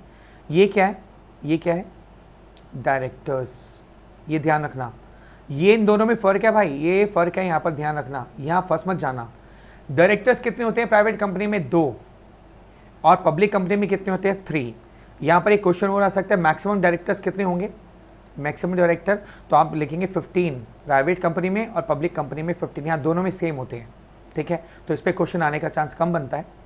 बट हाँ, ये क्वेश्चन आ सकता है कि मिनिमम नंबर ऑफ मेंबर्स कितने होते हैं प्राइवेट कंपनी में। तो ये ध्यान रखना, पहले ये वर्ड जो मेंबर और डायरेक्टर पे ज़रूर फोकस कर लेना, यहाँ पर फंस सकते हो आप, ठीक है। ये एक पॉइंट है। और इसके अलावा let's come to the last page of this. ये हमारा चैप्टर यहाँ ख़त्म हो रहा है और ये पॉइंट आप कवर कर सकते हैं। Private companies are exempted from constituting such companies of the board of director as audit committee, CSR committee, stakeholder committee, and the nomination and remuneration committee. These committees are to be mandatorily constituted. इसका क्या मतलब है? इसका मतलब ये है कि जो प्राइवेट कंपनीज होती है ना, उनको ये सारी कमेटियाँ नहीं बनानी होती है। Board of directors, audit committee नहीं बनानी होती। CSR होता है कॉर्पोरेट सोशल रिस्पॉन्सिबिलिटी, हमने पहले भी डिस्कस किया था, कॉर्पोरेट सोशल रिस्पॉन्सिबिलिटी, नोट कर लेते हैं यहाँ पर, कॉर्पोरेट सोशल रिस्पॉन्सिबिलिटी, ठीक है। तो ये सारी कमेटियाँ प्राइवेट कंपनी को बनाने की ज़रूरत नहीं होती है, चाहे वो ऑडिट कमेटी है, CSR है, स्टेक होल्डर कमेटी है। जबकि अगर आप पब्लिक कंपनी है तो ये सारी की सारी कमेटियाँ आपको बनानी पड़ेंगी, ये फ़र्क है, ठीक है। अब प्राइवेट कंपनी की बात करते हैं, it can start upon incorporation. A public limited company is required to obtain certificate of commencement of business in addition to certificate of incorporation. यानी कंपनी बनाने की 4 स्टेजेस होती हैं, 1, 2, 3, 4, ठीक है। पहली स्टेज होती है प्रमोशन, ये आपका एग्जाम में नहीं आएगा, ये आपके नॉलेज के लिए बता रहा हूं। दूसरी स्टेज होती है इनकॉर्पोरेशन, ठीक है। और तीसरी स्टेज होती है इसकी कैपिटल सब्सक्रिप्शन, और चौथी स्टेज होती है हमारी certificate of commencement of business, certificate of commencement of business. यानी कि अगर प्राइवेट कंपनी है तो वो सेकेंड स्टेज पर अपना काम शुरू कर सकती है, 2 स्टेज पार करने के बाद प्राइवेट कंपनी स्टार्ट हो सकती है। लेकिन पब्लिक कंपनी को अगर शुरू करना है तो ये 4 स्टेजेस कंप्लीट होने के बाद ही वो स्टार्ट कर सकती है। Guys thank you so much. जो पॉइंट मैंने आपको अंडरलाइन कराया ना, इसको आप जरूर मार्क कर लीजिएगा और एग्जाम से पहले इसी को रिवाइज करेंगे, इसी में से मैक्सिमम क्वेश्चंस आएंगे। और इस इंस्टीट्यूट के स्टडी मटेरियल के सारे MCQs को बहुत अच्छे से कर लीजिएगा, ठीक है। See you guys in the next lecture, till then take care, bye bye.